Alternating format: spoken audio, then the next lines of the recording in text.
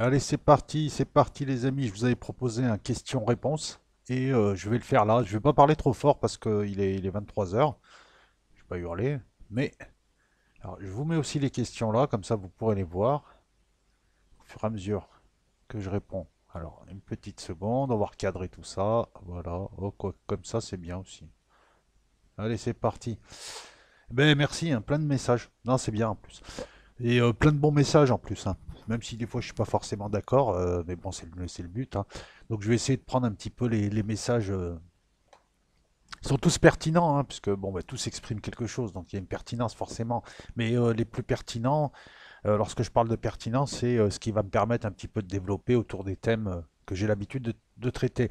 Djibouti, alors le bon samaritain, Djibouti, secteur très stratégique que Sarko a délaissé au profit des Américains, exact, exact. Et Hollande aussi d'ailleurs, puis de toute façon ça s'est fait avant, hein. Présence de l'armée chinoise et américaine au même endroit, c'est cocasse. Ben oui, tu as raison de le dire avant. Alors, Djibouti qui était un ancien territoire français, décolonisation. Toujours dans cette idée de on part par la porte et on revient par la fenêtre. Très très bonne idée, on fait de la géopolitique, hein, c'est ce qu'a pratiqué De Gaulle en Afrique, hein. Après bon, c'est cynique mais c'est la vie. Euh, on a pu placer une base là-bas, il y avait la 13e DBLE, maintenant elle est au... Ça c'est un signe, je crois qu'elle est aux Émirats, la 13e DBLE, elle a été louée. Un régiment de prestige comme ça qui est loué à des barbares. Donc avant il y avait la 13e DBLE, puis il y avait une base française. Je connais des types qui étaient à Djibouti qui avaient servi. C'était un endroit très stratégique pour observer le Moyen-Orient, le golfe, là, Bab el-Mandeb, pour faire de l'écoute, pour faire tout un tas de choses, parce qu'en plus l'air est sympa là-bas. Bon, bien après, de toute façon, comme on est inféodé à l'OTAN et comme, on va dire, depuis le petit coup de gueule de Chirac en 2003 qui nous a coûté beaucoup, parce qu'après il a tout donné par derrière, on est totalement inféodé à l'OTAN. Ça s'est accéléré avec Sarkozy. Oui, les Chinois se sont installés parce qu'ils cherchent à pérenniser leur présence un peu partout, en tout cas là où ça les arrange. Là où il faut sécuriser l'approvisionnement en pétrole, en ressources, en matières premières, les fameux colliers de perles là qui sont en train de faire. Donc ils sont allés là-bas, oui, bah oui, parce que Djibouti est un État aussi indépendant qui choisit, qui décide, et ils ont laissé s'installer les Chinois et les Américains. Et les Américains, quand ils s'installent quelque part, de toute façon. Mais après, bon, comment faire? Dire à Djibouti de ne pas les accueillir? Il aurait fallu s'investir et mettre plus d'argent. C'est une histoire d'argent, c'est tout. Djibouti, le président, il est là. Alors, je le connais pas, hein, mais je pense qu'il doit raisonner en termes de qui me propose le plus et qui propose le plus au pays. Mais bien sûr que c'est stratégique comme territoire, comme pays maintenant, hein. Bonjour Farida. Farida Meda de Grenoble. Je connaissais quelqu'un qui s'appelait Meda à Grenoble. C'est vrai en plus. Karim Meda, je crois. Il me semble. Irfan, bonjour. Non, je connais pas Upin et Ipin. Je connais Turpin et Turpin. Je connais. Non, mais quand je parle moi de Gog et Magog, je parle de Gog en fait. Et Magog, c'est son peuple. Et pour d'autres, lorsqu'on parle de Gog et Magog, on parle de deux jumeaux, ou on parle de deux géants, ou on parle de deux concepts. Enfin, voilà, c'est un concept qui a évolué selon la religion. Mais moi, quand je parle de Gog, je l'utilise avec le concept hébraïque. Bonjour Gilles. Reportage. Alors, ben ouais, c'est bien ce qui se passe au Liban. En plus, on en a fait une vidéo sur Patreon un petit peu avant la cessation de paiement, parce que là, le Liban ne peut plus honorer certaines de ses traites. Je crois que c'est les eurobonds. Et en mars, il ne pouvait pas payer la somme de 1,3 milliard de dollars. C'est des remboursements Finarev, quoi, on va le dire comme ça sera plus simple à comprendre, hein. Les eurobonds, c'est des dollars qui ont été recyclés sur un marché boursier dans les années 80 où on achetait des titres sur des marchés européens, on achetait des titres en dollars. Il y avait les pétrodollars, il y a les qui sont pas tout à fait la même chose, et il y a les eurobonds qui sont quelque part de la création de monnaie américaine par le biais de marchés financiers. Et ça a posé problème. Enfin, allez voir soit sur Google, soit il y a ma vidéo où je parle de ce qui se passe au Liban et j'évoque. Non, je parle de la monnaie. Il y a une autre vidéo et j'évoque les eurobonds dans la monnaie. C'est important. Voilà, je crois que c'est l'histoire de la monnaie. Voilà, c'est plutôt là où c'est expliqué. Ben, le Liban, il vit deux crises en une. Et comme c'est un petit pays, donc il n'y a pas forcément de la caisse, c'est très dur pour lui. Là-bas, bon, la monnaie locale, déjà là-bas, elle sert juste aux besoins vite fait, bien fait, mais je veux dire, tout s'achète en dollars. Les hommes d'affaires ont besoin de dollars, tout le monde a besoin de dollars. C'est un pays où il y a beaucoup de businessmen. Et là, elle connaît deux crises qui font que sa monnaie vaut de moins en moins alors qu'elle est fixée au dollar. Ça nous rappelle la configuration du CFA fixé à l'euro ou d'autres monnaies fixées au dollar ou au Deutschmark et qui, à certains moments, n'arrivent pas à tenir, quoi. Là, ce qui s'est présenté, c'est on dévalue la livre libanaise, donc les gens vont devoir payer deux fois plus cher des produits de base qui sont achetés en dollars, hein. Tout s'achète en dollars ailleurs. Tout ce qui n'est pas fabriqué dans le pays, tu dois l'acheter en devise. Quand tu as des pays comme le Liban qui consomment beaucoup de produits importés et qui lui-même n'a pas forcément un marché pour faire des télés, attention, le Liban est un pays avancé, je dis pas ça, mais c'est pas le pays qui construit des voitures, des télés, etc. Donc forcément, il importe. On importe en dollars. On a de la livre libanaise qui vaut deux fois moins cher. Les deux crises qui l'ont touché, c'est très simple. C'est la crise des dettes publiques de 2011 qui le touche 9 ans après, et c'est cette fameuse crise CDS, subprime, j'ai même envie de dire CDO, qui est partie des USA en 2006, qui a affecté le continent européen en 2007-2008. On a encore un peu dedans. Bah, ça a affecté la banque libanaise qui avait engagé une partie. Alors, les banques, c'est simple, quand elles ont de l'argent, elles ont des actifs, elles le placent. Et là, elles ont placé une partie, je crois, la moitié de leur actifs dans des titres pourris, des junk bonds, quoi, des titres qui ne valent plus rien, des titres vérolés.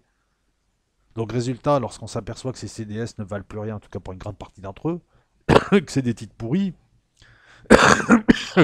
pardon, on les retire des bilans et quand la banque du Liban ou les banques commerciales, quelles structures refont leur Liban, leur bilan, c'est une anagramme, hein, bien vu l'aveugle, elles s'aperçoivent qu'elles valent deux fois moins qu'avant, il faut recapitaliser. Il n'y a pas d'argent. Alors t'as une conférence des créanciers là qui est prête à mettre de l'argent, mais là il faudrait 100 milliards pour sortir de la crise. Donc elle subit deux crises en une qui font que sa monnaie ne vaut plus rien, qui fait que par rapport au dollar, qui fait qu'il y a dévaluation, les gens essayent de sortir des dollars mais ils peuvent en sortir de moins en moins, des banques, un contrôle d'échange qui est remis en place, une banque du Liban qui n'a pas de devise et il faut bien payer ce que tu importes, hein, et ben, il faut payer par exemple le pétrole pour faire tourner les usines. Enfin, je sais pas, je prends des exemples comme ça et ça donne cette crise et c'est chaud parce que ça se répercute ensuite. Très souvent, au départ, c'est souvent une crise financière qui devient économique, puis très vite sociale et puis ça va virer, je sais pas à quoi. Mais là, c'est compliqué. Donc il y a effectivement, comme d'habitude, les donateurs classiques, les pays du Golfe sous l'égide de la France et de trois autres chaperons qui vont arriver, qui vont proposer de l'argent, mais ils vont demander quoi en échange au Liban? Moi, je suis certain que le Liban ne serait pas en crise s'il n'avait pas soutenu la Syrie, par exemple. J'ai pas dit qu'on avait provoqué la crise pour ça. Non, la crise, elle est arrivée bien avant. Je parlais de 2006, 2007, 2008. Je dis juste que si le Liban n'avait pas soutenu la Syrie, en tout cas une partie du Liban, les chrétiens et les chiites ne soutenaient pas les Syriens, je pense que la crise, ça serait résolu différemment et qu'il n'y aurait pas le bank run, c'est-à-dire des gens qui se précipitent dans les banques. Alors là, ils ont mis des barbelés, hein, parce que les banques, elles sont attaquées, hein, qui se précipitent auprès des banques pour essayer de récupérer leurs dollars. Les gens ont un compte en dollars et un compte en livre libanaise. Ils peuvent pas retirer leur argent parce qu'il n'est plus là. Il n'y a plus d'argent dans les caisses et ainsi de suite. Voilà. Pour te répondre un petit peu, et Pierre Jovanovic a toujours eu le mérite d'avoir annoncé tout ça à l'avance et en tout cas d'avoir su bien nous l'expliquer. Pour ceux qui ne connaissent pas Pierre Jovanovic, ce qui est étonnant, il a un site, vous allez voir, tout ce qu'on dit là, tout ce qu'on constate là, il l'a annoncé bien avant. Ce qu'il y a, c'est comme d'habitude, ce genre de type se fait moquer, on le moque. C'est un prophète de mauvais augure. Ça fait chaque année, il nous annonce un effondrement. Il n'a pas donné de date, il parle il parle sur un temps moyen. En économie, on parle aussi d'un temps moyen, on va dire une décennie, et tout ce qu'il a annoncé se fait petit à petit. Bah ouais, après, il n'allait pas te donner la date et l'heure, il l'a pas, la date et l'heure. Je pense même que ce qui déclenche ça, l'élément qui déclenche ça, ou la main humaine, ou ce que tu veux qui déclenche ça, n'a pas la date. En tout cas, ne l'a pas avant de déclencher. Je pense qu'il est vain d'attendre des dates et d'attendre quelque chose. Et c'est bien parce que ça me permet de rebondir sur quelque chose. Tu as des gens, ils sont tellement dans le système de la société de consommation qu'ils s'attendent à ce que tu leur donnes des trucs tout faits, tout pré-mâchés. Du prêt-à-penser, un avis qu'on prend et qu'on répète, tout. Enfin voilà. Tout ce qui évite de réfléchir et de faire le truc soi-même. Je sais même pas pourquoi je disais ça, mais c'est pas très grave. On va poursuivre. Bah ouais, vendredi, on a ce live, hein. On va parler de Djibouti, on va parler de Somalie. En fait, ça va être bien, hein. Donc j'ai eu la confirmation, je suis content. Et bah, ça fera encore un live supplémentaire avec un invité de qualité. Merci à toi, Feuille du Mûrier. Merci Hussein. Alors je regarde. Salut Philippe, salut Nino, salut Slap Pragmatique, salut Sam Adams. Non, tu m'avais pas bassiné avec l'effet Mandela. Non, bien au contraire, c'est quelque chose d'intéressant, même si moi je pense que l'effet Mandela, il est plus. C'est un faux effet, je veux dire. Oui, on a tous cru à des choses du passé pour aller vérifier et s'apercevoir que c'était pas ça. Mais ce qu'oublient les gens avec l'effet Mandela, c'est que la mémoire, ta mémoire, elle te trompe, ton cerveau, il te trompe. Et il a tendance à tapisser avec des souvenirs proches, mais c'est des faux souvenirs. Ton passé. Il a des bouts de passé. Contrairement à ce qu'on pense, on ne retient pas tout. Parce que ça sert à rien de surcharger le cerveau. Donc quand le cerveau a besoin, il retapisse tes souvenirs et il rend les choses plus grandes, plus petites, moins effrayantes, plus effrayantes, et il rajoute des trucs. Il rajoute même des trucs que t'as pas fait. Et l'effet Mandela, c'est ça, parce que sinon, ça veut dire quoi? Ça veut dire qu'il y aurait plusieurs réalités temporelles, parallèles, et qu'on passerait de l'une à l'autre. Parce que surtout que les gens qui pensaient que Mandela était mort dans les années 90, moi je me souviens parfaitement, dans les années 90, on en parlait, il était vivant. Donc peut-être que ça se passe plus, je les dénigre pas, hein, mais peut-être que ça se passe plus dans leur tête, avec leur mémoire et avec les effets du cerveau. On a tendance à négliger la réalité de ce qu'est le cerveau. Quelque chose qui te trompe tout autant qui te... Voilà, nos sens nous trompent autant qu'ils nous donnent à voir. Donc c'est surtout un effet sociologique, cet effet Mandela. Puis après, je ne parle pas des processus chimiques qui font la mémoire, qui font que, tu sais, les impressions de déjà-vu, les impressions de... Je sais pas, JP Morgan du Monopoly, on le voyait avec Monocle, mais c'est après qu'on s'est mis l'idée dedans. Il faudrait étudier avant de parler de l'effet Mandela. Et moi, c'est ce que je conseille aux gens. Je les invite à aller voir un peu comment fonctionne le cerveau, à bosser un peu le côté psychologique, et ils trouveront toutes les réponses et ils verront qu'il n'y a pas besoin de créer l'effet Mandela. Mais tu m'avais pas bassiné, ça permet de sortir une réponse structurée, et puis voilà, pas dire c'est pourri, c'est bien, c'est pas bien. Non, t'expliquer pourquoi moi j'adhère pas. Ça, alors ensuite tu poursuis. Est-ce que j'ai revu l'assassinat de JFK? Honnêtement, je vais te dire un truc. Tout ce qui a trait à JFK, en fait, je m'en balance un peu. Ça m'a jamais attiré. C'est comme l'anatomie, tu vois. Il y a des trucs comme ça. Je sais pas, je comprends pas. Des fois, les gens bloquent sur des trucs comme ça. Là, c'est JFK. Alors que ce type, c'est ni plus ni moins qu'un mauvais président qui sautait tout ce qui bougeait et qui avait pour coupe de cheveux, tu sais, on dirait un gâteau. Surtout qu'il a, excuse-moi, bon, je suis pas bien joli, mais il a une sale gueule, le mec. Je veux dire, il a une gueule d'américain de l'époque, une grosse sale gueule de mec qui vit dans un lotissement, tu sais, il a une tête d'américain de lotissement, quoi. Et puis, voilà, qu'est-ce qu'il a fait, ce gars? Rien. On l'a starifié.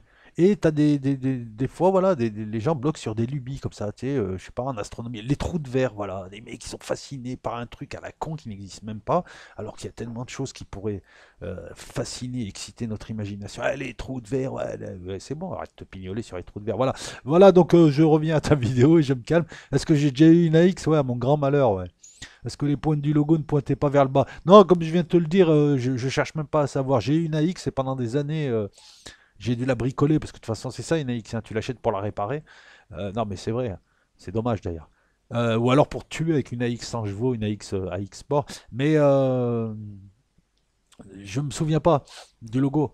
Et même si j'essaie de m'en souvenir, je vais me souvenir d'un truc qui va être recomposé par mon cerveau en fonction de tout un tas de paramètres que je ne maîtrise pas, qui sont sûrement aussi de l'ordre de l'inconscient. Et c'est pas, voilà, c'est pas, j'aurais pas une approche scientifique, j'aurais une approche à la one again qui sert à rien, quoi. Voilà. Par contre, qu'il y ait un lien avec l'eschatologie, c'est très simple, tout a un lien avec l'eschatologie. Et avec les formes et les énergies. Voilà. Ça, c'est sûr.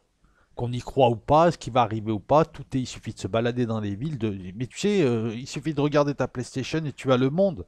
Un carré, un cercle, une croix et un triangle. J'ai envie d'aller plus loin. La Lune est un trait fait par un nuage, un segment de droite. Voilà, un segment de droite, un point, ça suffit.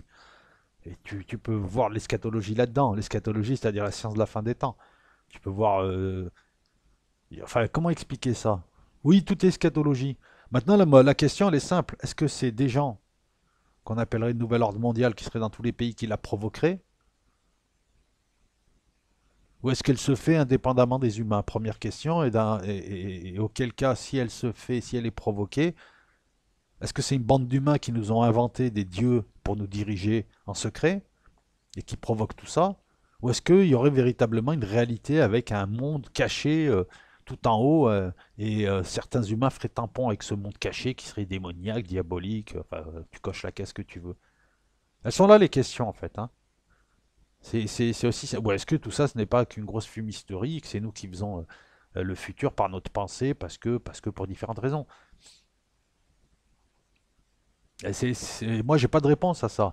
Parce qu'il y a évidemment, il y a effectivement dans le monde des gens qui veulent réaliser ce qui est écrit dans les textes religieux. Mais est-ce que sans leur intervention, ces gens, est-ce que c'est eux l'intervention divine finalement? Ils sont manipulés par là-haut pour changer en croyant qu'eux veulent le changer pour... Enfin, tu comprends ce que je veux dire? Ils sont manipulés pour changer un truc alors qu'ils pensent que c'est eux qui veulent le changer et donc avancer la parole de Dieu. Et en fait, non, c'est Dieu qui se sert d'eux pour ne pas avancer du tout la parole parce qu'il avait prévu de le faire. Il y a tout un tas de questions comme ça qui sont intéressantes et qui n'appellent pas forcément des réponses et qui sont intéressantes et sur lesquelles moi je t'invite à méditer. Notamment celle que j'évoque là. Salut Bastien, tu as une théorie, c'est bien. Pour toi, l'antéchrist pourrait être l'IA. Ah, mais moi, je suis totalement d'accord avec toi. Représenté par ses prêtres, voilà. Non, l'antéchrist pourrait être l'IA. L'antéchrist, on va dire, c'est simple. Regarde, Satan, c'est la Terre. C'est tout ce qui est sur Terre, vivant ou non vivant. C'est la simulation Terre, Satan. C'est un programme dans un programme plus grand qui est un programme univers. Je vais te la faire sous forme d'informatique, hein, même si je connais pas des masses. Et après, si on fait une focale sur ce que nous sommes, enfin, si on fait une focale sur nous et à notre échelle, l'antéchrist, c'est une personne. C'est Trump. Et il représente l'IA qui serait Satan, qui serait le représentant. Si tu veux, il est le tout et la partie. Tu retrouveras toujours cette structuration du tout et de la partie. Je suis toute la simulation et je suis une telle personne de la simulation, c'est-à-dire une partie de la simulation. Il y a quelque chose qui fait que lorsqu'il y a une œuvre qui est créée, ce qui l'a créé, je dis bien ce qui l'a créé, se personnifie dans l'œuvre. Il y a du géométrique là-dedans, il y a du mathématique, il y a du fractal, puisqu'on retrouve une organisation à tous les échelons. Tu pourras zoomer, tu retrouveras toujours ce même système d'organisation. C'est aussi ça la fractalité, mais c'est pas que ça, hein. Allez voir, c'est une notion complexe. Benoît Mandelbrot, vous tapez. Voilà, Benoît Mandelbrot, fractal. Dimension de Hauser, il me semble que c'est ça aussi. Vous verrez, il y a d'autres choses.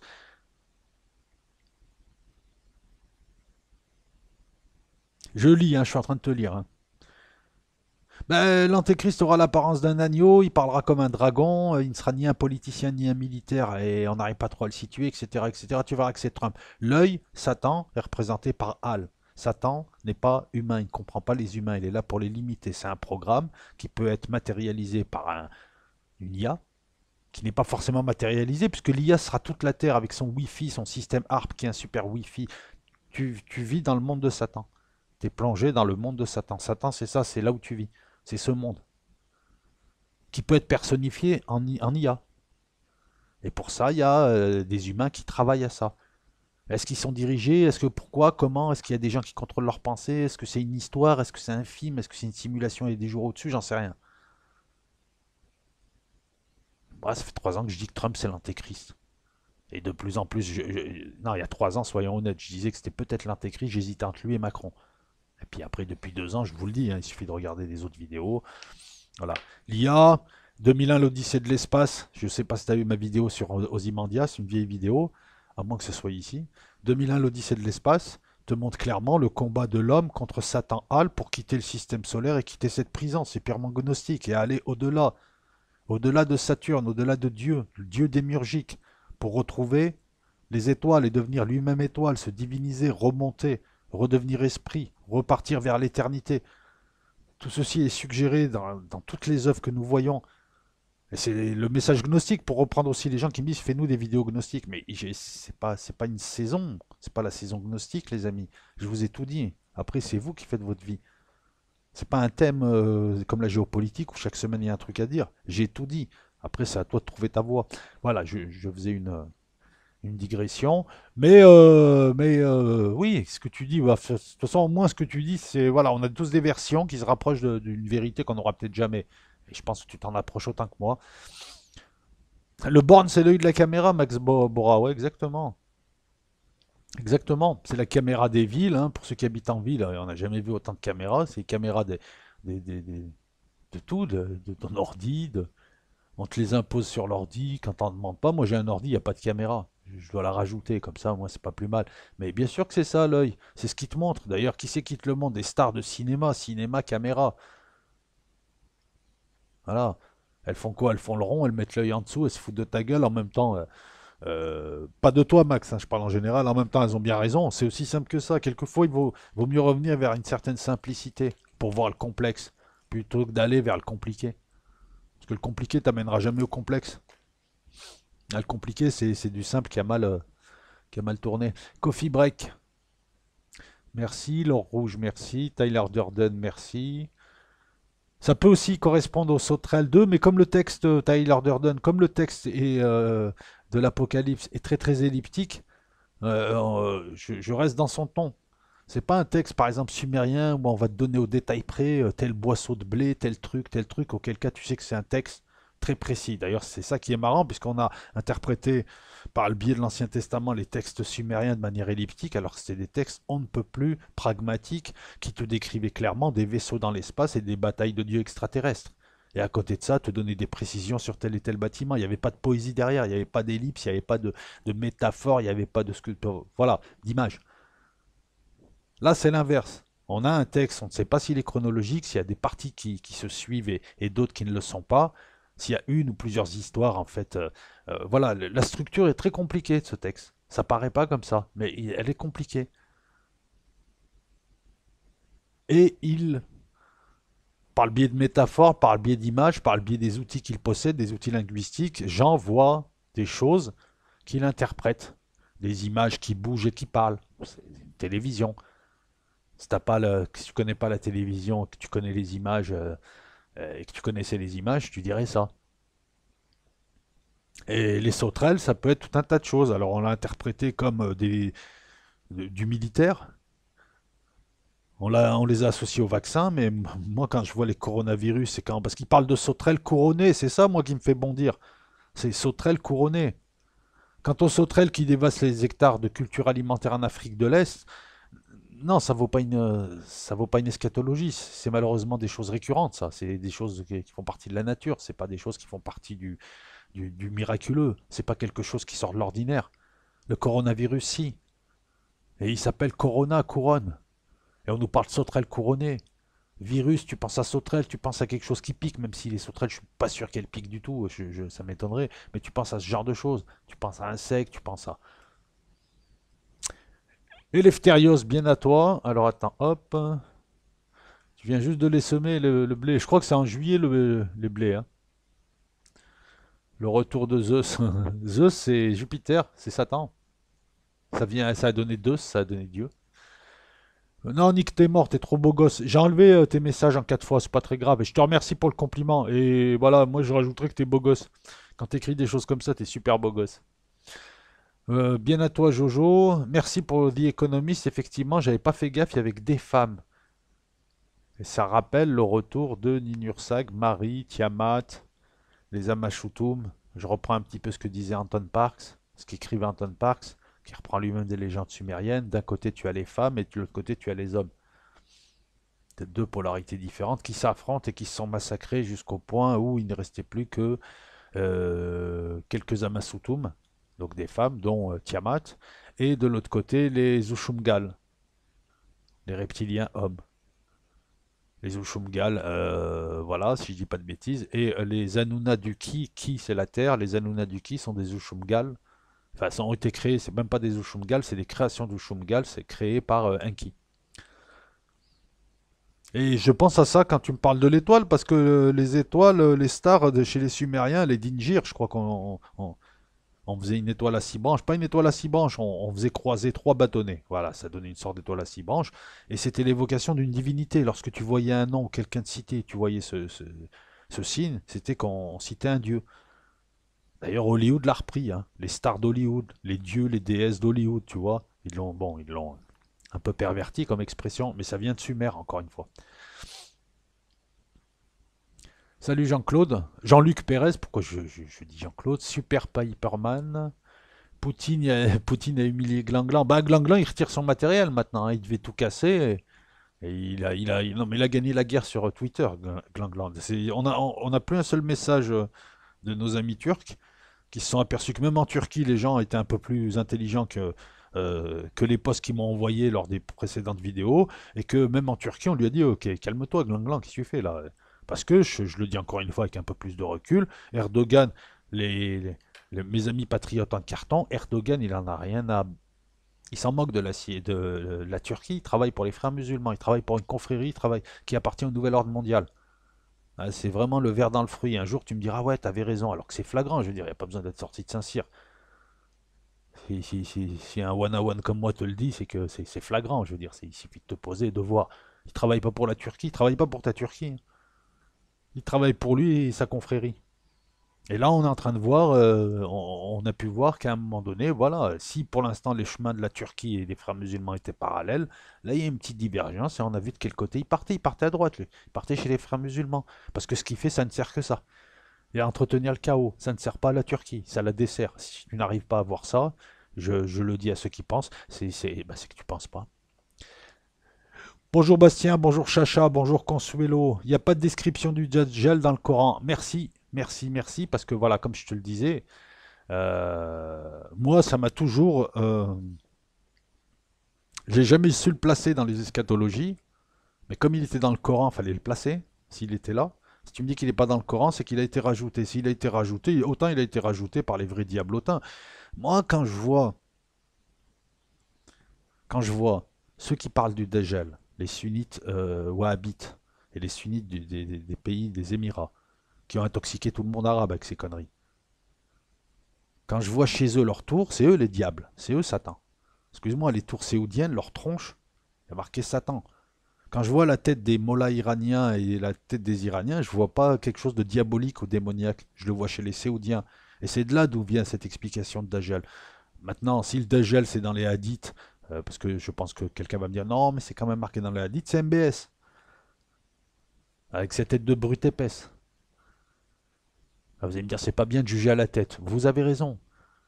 Mais il n'a pas que la tête, hein. On l'a vu, il coupait des mains, il tapait, il participe aux tortures lui-même, t'as déjà vu ça, mais imagine, tu es prince héritier et tu descends dans la cave la nuit parce que tu peux pas dormir, eh ouais, chérie, je descends en bas, j'ai ramené du boulot à faire à la maison et tu tortures toi-même avec tes gardes du corps, ça montre bien quand même que le gars il a un certain déséquilibre, quoi. Hein, il n'est pas totalement épanoui, le mec. Voilà, et merci Chaud Cacao de préciser que dans les textes religieux, on a personnifié l'Église, comme on a personnifié la société, la grande prostituée, c'est l'Église, mais l'Église du Vatican, pas la vraie, bien évidemment, qui est la fiancée du Christ. On personnifie. C'est une manière d'écrire. Avant, ils savaient écrire, et puis c'était une figure de style, il y avait une richesse dans les techniques d'écriture. Maintenant, c'est vrai qu'on est premier degré. Allez, je te mets un pouce, c'est pas bien. Un pouce vert, non, ça n'existe pas les pouces verts. Si tu fais des posts écologiques. Allez, faut que je me mène. La mort d'un chef dans les Balkans, c'est Poutine. Oui, je vois que Poutine.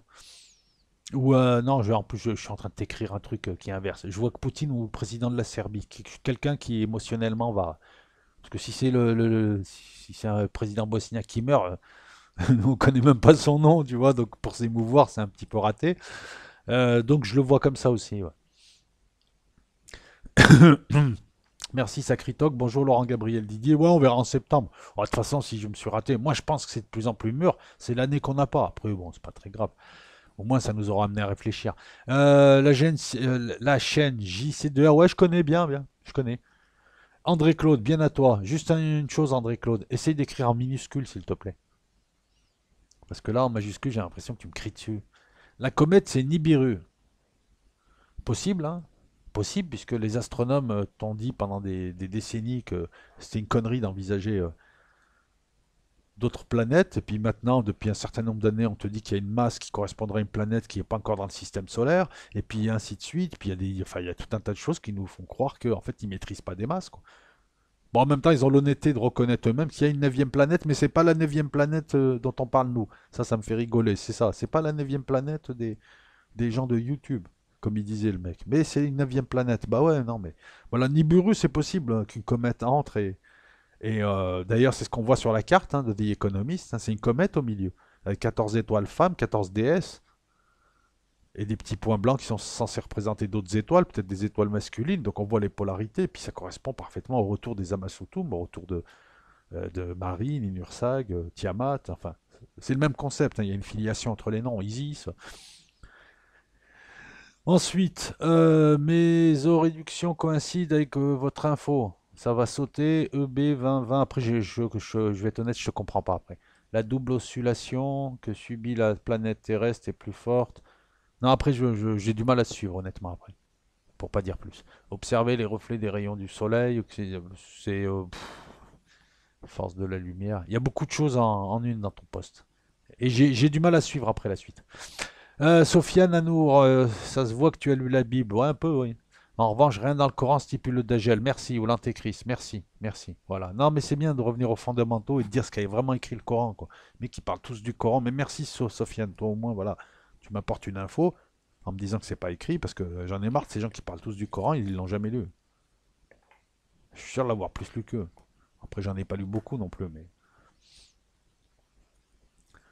Voilà, mais c'est bien parce que finalement, t'as des gens, ils vont te soutenir mordicus un truc qui finalement n'est pas marqué sur le texte, on va dire sur le PV du match, sur le PV officiel, quoi. Voilà, c'est ça le truc. Et le mec, il connaît rien, on lui a dit, quelqu'un lui a dit, un autre lui a dit, ouais, si c'est l'imam Chalgoumi qui te l'a dit dans ton quartier, c'est sûr que c'est vachement fiable. Merci Sofiane Anour d'apporter cette précision hein, et bah, de m'aider, voilà, encore à aller. Enfin bref. Alors, la vidéo d'animation, on va aller la voir. Xav Skavit.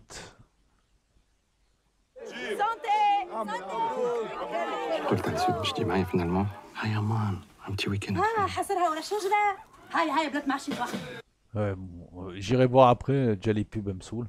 Mais je vais aller voir ta chaîne, merci, merci, je vais aller voir la chaîne. Je vais aller plus vite, hein. La prophétie de Jonas. La salle de jazz, Michel Jonas, non? Non, c'est pas, c'est le club de jazz, non? Si, le morceau là, bien. Hey, Gus, tu connais pas la meilleure, par cœur, je connais par cœur. Michel Jonas, ouais, je connais sa prophétie. Non, j'arrête. Jonas, c'est le mec qui s'est fait pécho par une baleine, non? Il est resté dedans. Non, ça c'est Zob. Non, Job. Je sais plus. Quoi, ça va, j'essaie de faire de la. Non, ouais, allez, allez, sors de ce corps, toi. Non, il faut que j'aille revoir la prophétie de Jonas. Là, j'ai été perturbé par Michel Jonas. Salut, Smaël. Salut, au vu de ce qui déroule depuis des décennies, j'espère quelque part qu'il y aura un événement qui obligera l'humanité à se renouveler malgré. Oui, non, mais elle va bien se renouveler, t'inquiète, il va plus rester grand monde à la fin. Entre les vieux, les chochottes, les faiblards, les coronavirusés, les tarés, les faibles. Mais je pense qu'il va y avoir une réduction drastique. Hein. Après, le réchauffement climatique, la pollution, le trou de la couche d'ozone, ce sera le cadet de nos soucis. Quoique s'il y a du nucléaire, on est dans la merde. Le soleil, on va profiter du soleil, les amis. Ah, Zoroastre, bonjour. Adolescent, tu as lu un quatrain de Nostradamus que tu n'arrives pas à retrouver. C'est peut-être l'effet Mandela. Mais il est question du déclenchement de la Troisième Guerre mondiale par l'entrée des Turcs en Syrie. Ça, c'est très important. Non, ça ne me parle pas parce que pendant longtemps, je me suis défié de ce que disait Nostradamus. Pour moi, Michel de Nostradame, qui est de Salon en Provence, ne faisait que raconter ce qui était dans l'air du temps et ce qui s'est passé, ou ce qui allait se passer statistiquement dans les siècles. Ça, c'était ce que je pensais. Je dis pas que j'ai raison. Donc, je t'explique pourquoi j'ai pas trop suivi. Mais s'il y a un quatrain qui parle de ça, ah, moi, je suis preneur. Il va falloir que j'aille voir. Le problème de ces quatrains, c'est aussi les interprétations. Tu avais Jean-Claude de Fontbrune, je crois, qui était spécialiste de Nostradamus, qui interprétait à sa manière, d'autres interprétaient à leur manière. C'est un peu, voilà, ce qui est dérangeant, c'est ceux qui font dire à Nostradamus des choses qu'il n'a peut-être pas dites. Mais en tout cas, le quatrain, si jamais tu le retrouves ou tu as un lien, je suis preneur. Asta, bonjour, début des tribulations, septembre 2017, ouais. Et une croix est fixée sur les États-Unis, éclipse de 2024. Ah, en plus, 2024, c'est la fin du mandat de Trump, parce que je pense qu'il va être réélu. On fera une petite vidéo sur le mini Tuesday qui a eu lieu là, et Et apparemment, Biden est parti pour rencontrer Trump, donc je pense que Trump va être élu, parce que qui va voter pour Joe Biden? Franchement, les démocrates avaient la possibilité de mettre Bernie Sanders, qui était quelqu'un qui tranchait clairement, et il fallait faire ce qu'on appelait une élection de rupture, hein, comme dirait Maître Vergès. C'est-à-dire quelqu'un qui tranche totalement avec Trump. Là, ils t'ont amené un centriste, qui est pour les affaires, mais sans être pour les affaires. On sait pas, en fait, on a l'impression avec Biden d'avoir un Trump sans les testicules, quoi. Voilà, sans la grande gueule et les testicules. Donc pourquoi tu veux voter pour une copie fade d'une très belle image, enfin une belle image, de l'image originale? Non, elle est pas belle, l'image originale, elle ressemble à rien, Trump. Mais je veux dire, pourquoi tu ferais ça? Voilà, bon, je sais pas pourquoi je suis parti, il va falloir que je me canalise 35 minutes. Je suis très fort en analyse. Ouais, je sais, on me le dit tous les jours. Non, je rigole. Non, mais bon, là, tout le monde peut faire des analyses. Puis là, c'était relativement facile, hein. Bon, après, j'avoue que je suis content de mon analyse militaire, puisque avant même que ça se fasse, j'avais annoncé qu'ils feront rien. Et ils n'ont rien fait, ils sont en train de se retirer la queue entre les jambes. Je suis content, je vais être honnête, hein. Bah ouais, c'est aussi le jeu, hein. Si de temps en temps tu t'aperçois que ta manière de penser t'amène à prévoir des choses qui se réalisent, t'es content, c'est que quelque part t'es dans le vrai. T'es pas. Tu vois?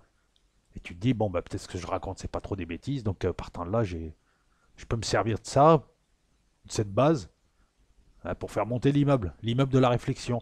Pour la Turquie, je pensais pas qu'ils allaient, voilà, tout le monde les voyait gagner, bousculer les Syriens, et non. Alors vous allez me dire, oui, mais heureusement qu'il y avait, oui, heureusement, mais c'est une guerre. Il faut oublier, les guerres, c'est simple, c'est la loi du plus fort, la guerre. Ils peuvent être à 20 contre toi, la guerre, c'est la guerre. La Turquie, c'est pareil à ce moment-là. On peut dire, ouais, et voilà, tu leur enlèves leurs avions. J'avais dit, tu leur enlèves leurs avions au sol, ils font rien. Je l'avais reprécisé ensuite lorsqu'ils se sont engagés, ça s'est vu. La seule chose qui est intéressante à voir, en tout cas sur ces opérations, c'est qu'une grosse armée de matériel ne fait pas une armée, que les Turcs ont connu des problèmes similaires lorsqu'ils ont fait leurs opérations en 2016 et en 2017-2018, qui, à l'heure où je te parle, ils viennent d'avoir 70 morts. Le PPK les a attaqués, parce que grâce à Erdogan, la Turquie s'est affaiblie, donc maintenant bah, tout le monde va essayer de la mordre au jarret, grâce à ce con, tu vois. En faisant ça, il a ouvert la boîte de Pandore. Le PPK l'attaque, les SDF, là, les Kurdo-Syriens là, du nord-est sont en train de l'attaquer, ils montent des embuscades. Ce type a bluffé, il a montré que son armée c'était une armée bidon, s'il n'y avait pas l'aviation. Et on parle de la Syrie en face d'un petit pays affaibli. Et donc, résultat, tout le monde a vu maintenant que c'était un bluffeur et que ce type pouvait avoir des morts et que l'armée turque fait plus peur à personne. Donc, ils se sont tous réveillés. En quoi c'est bien ça aussi? Tu vois, c'est une analyse qui m'arrive là, brûle pour point, mais c'est encore un élément qui montre que ce type est un mauvais joueur d'échecs. Il a joué hors de sa zone de confort en bluffant. Il n'y a rien de pire qu'un bluffeur qui se fait avoir. Maintenant, on sait qu'il bluffe. Et là, c'est pas le poker, c'est pas le tour d'après, il a des meilleures cartes. On connaît ses cartes. La seule chose intéressante, comme je te l'ai dit, c'est l'utilisation tactique des drones. Voilà, ça peut être quelque chose de gênant. Ça va donner des idées, hein. Il t'a fait une outil mais avec des drones autrement plus sophistiqués et puis armés. Mais enfin, on s'est aperçu que c'était un type qui gagnait plus des guerres sur Twitter qu'autre chose, quoi. Il va annoncer qu'il a abattu 8 Pantsir alors qu'il en a touché 2. Voilà. Bien sûr qu'il a fait des dégâts avec son armement, mais on s'est aperçu qu'il avait une armée qui ne savait pas faire la guerre, parce que c'est le contexte, la situation, la topologie, le rapport de force, le moment, l'utilisation et la combinaison d'armes, c'est pas donné à tout le monde. Et c'est la différence entre une vraie armée, genre armée française ou autre, armée anglaise, armée européenne, tout court, qui saura coordonner tous ses moyens, et une armée qui fabrique des trucs. Enfin voilà, après il faut pas s'enflammer non plus, hein. Ils fabriquent l'électronique, c'est BAE System, même pour leur avion de 5e génération qui sortira pas avant la fin du monde. Donc ce qu'on a vu là, c'est assez facile. Et moi, ce que je dis depuis des années, c'est qu'il suffit de se poser et d'observer, d'avoir les bonnes clés. La clé qui te permet de tout comprendre, c'est l'eschatologie. Même si, encore une fois, je me répète, on n'est pas obligé de croire en ceci, en cela. Je te parle des textes qui t'annoncent une fin des temps. Peu importe si elle a lieu ou pas, peu importe si c'est vrai ou pas, peu importe si Dieu existe ou pas, peu importe. Là, je parle aux laïcs. Mais avec ces textes-là, en rentrant dans la tête des personnages, tu comprends l'histoire. Et tu t'aperçois que tous, même lui, savent ce qu'ils font.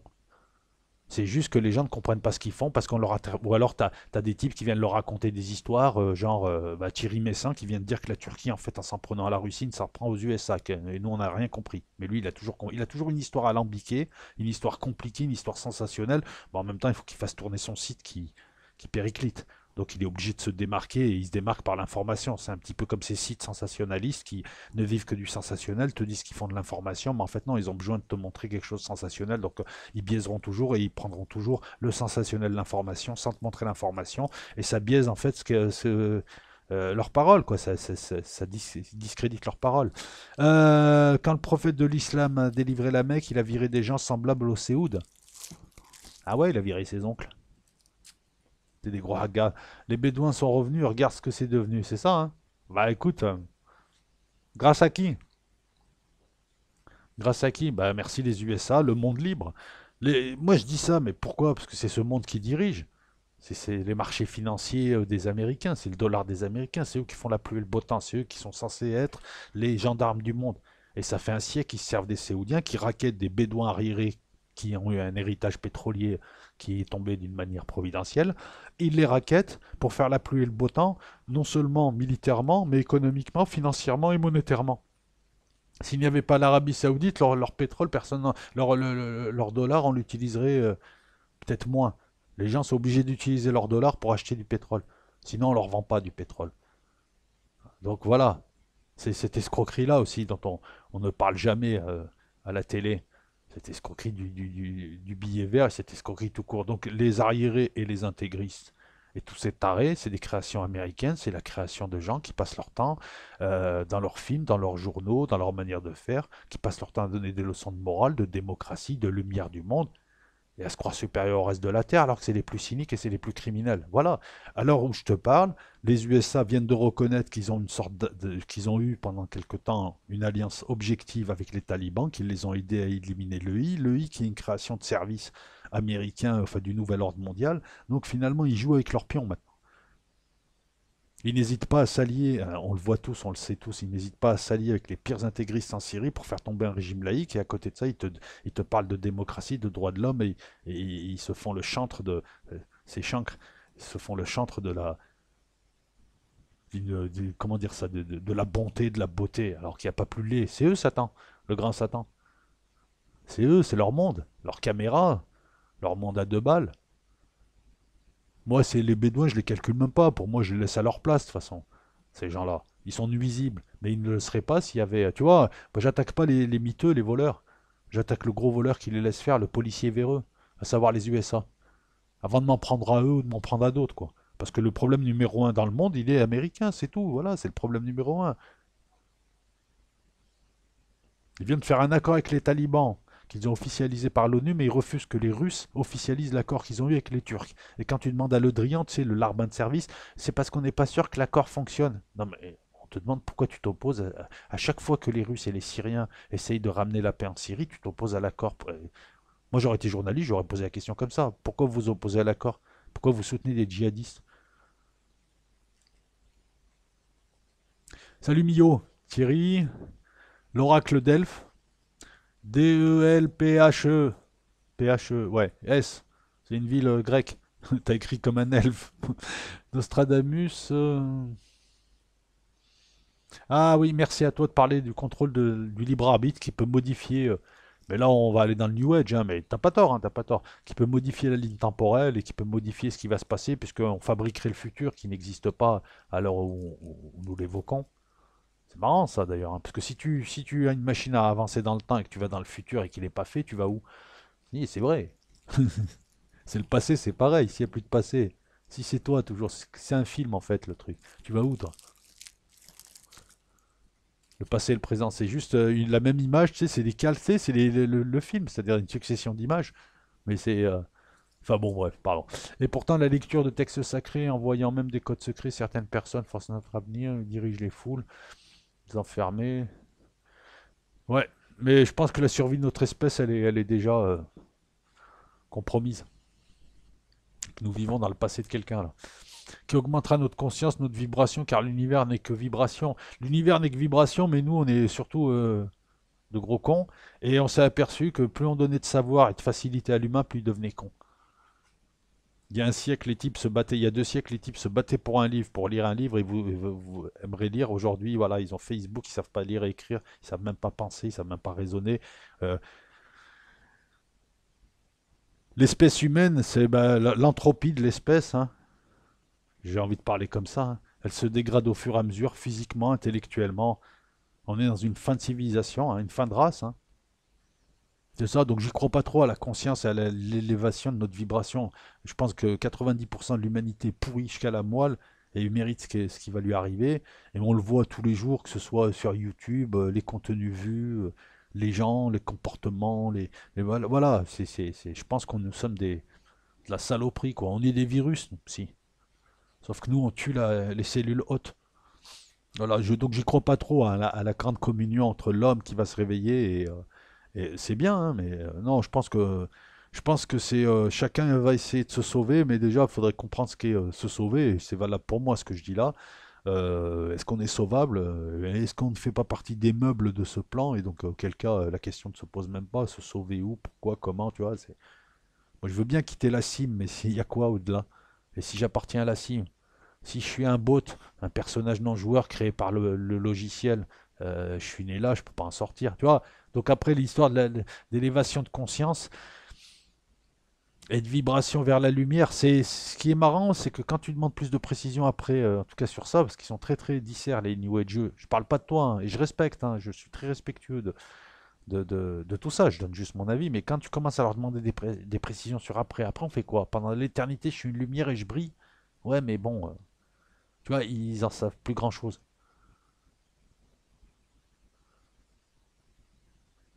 Si tu es un avatar d'une simulation, tu ne peux pas t'extraire de la simulation et si, d'une seule manière, tu es une idée sur un plan supérieur qui s'incarnera sur un véhicule, sur un corps, sur quelque chose, un support du plan supérieur. Si tu es Bart Simpson, tu resteras toujours dans la pellicule et dans la tête des créateurs. Mais maintenant, comme Bart Simpson, il est connu, il existe aussi sur le plan supérieur, le plan qui a créé le sien, qui a créé les dessins animés où il y a Bart Simpson. Je ne sais pas si je suis clair là. J'espère, hein. En tout cas, merci pour ta question.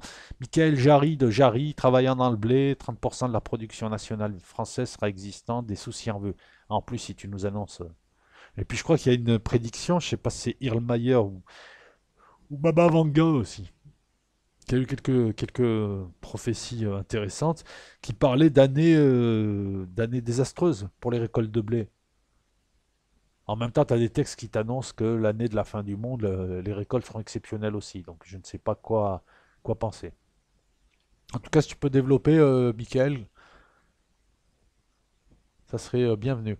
Bonjour, locaux. Ne penses-tu pas que les États-Unis et Israël poussent ces guerres afin que la prophétie se réalise? Tu vois, j'en parlais tout à l'heure. C'est exactement ça. J'en parlais tout à l'heure.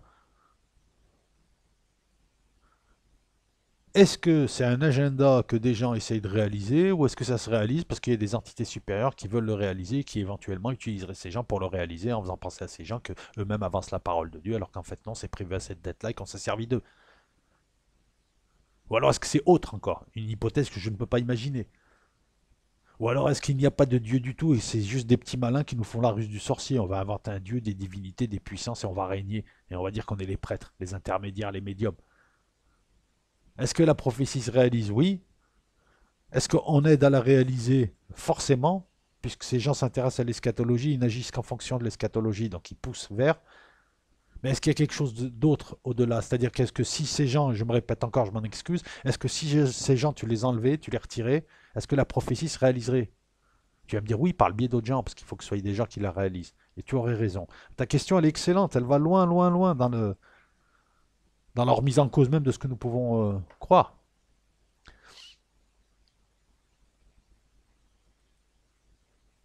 Il y a peut-être une prophétie, puis des petits malins qui veulent l'avancer, et voilà, comme je te dis, alors qu'elle avance déjà toute seule. Notre époque qui pense que les blés seront mûrs et à point fin 2021, pourquoi pas, pourquoi pas? Je veux dire, on n'est plus à un an près, hein. L'Iranienne, bonjour. Moi, j'espère que l'Iran gagnera la Grande Guerre. Bien sûr que je ne suis pas pour la guerre, mais l'Iran a un très grand rôle à jouer dans la fin des temps. Bah oui, apparemment, l'eschatologie feuge parle d'une guerre entre Édom et la Perse, avec un gagnant qui change en fonction de l'époque, hein.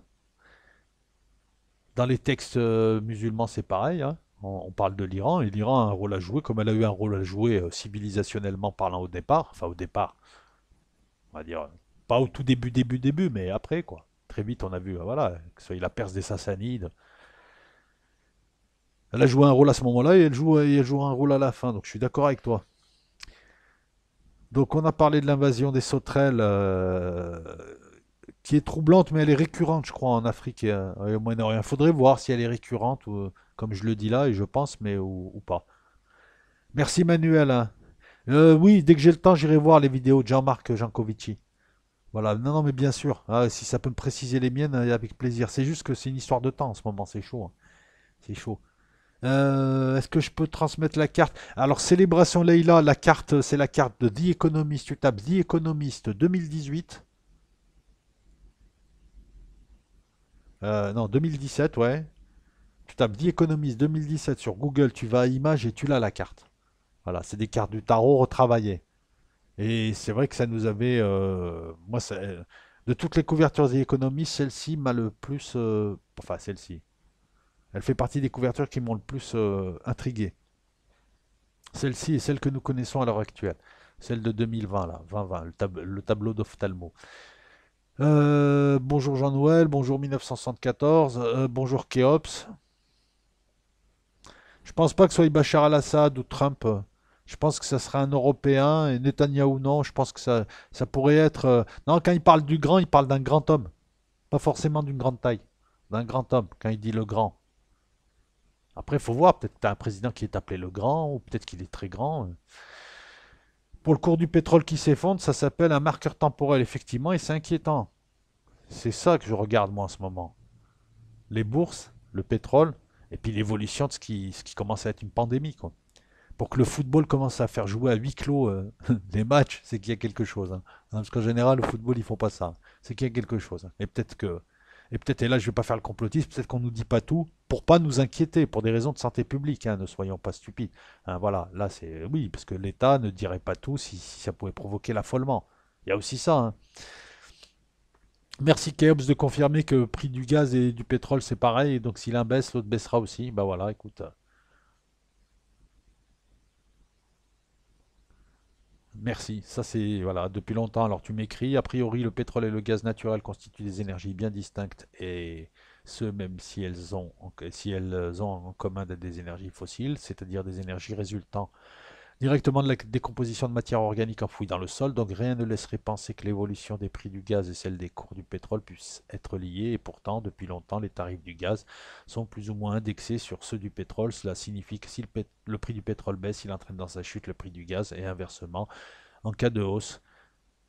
Et la source c'est EDF NJ. Eh bien merci parce que ceci explique que s'il y a baisse du prix du pétrole, il y aura baisse du prix du gaz et que très souvent les pays exportateurs et qui n'ont que ça à exporter font les deux et ils pourront même pas se récupérer sur le gaz et que ça va être chaud pour beaucoup, beaucoup, beaucoup de pays, à commencer par des pays comme le Qatar, des pays comme l'Algérie, des pays comme le Venezuela.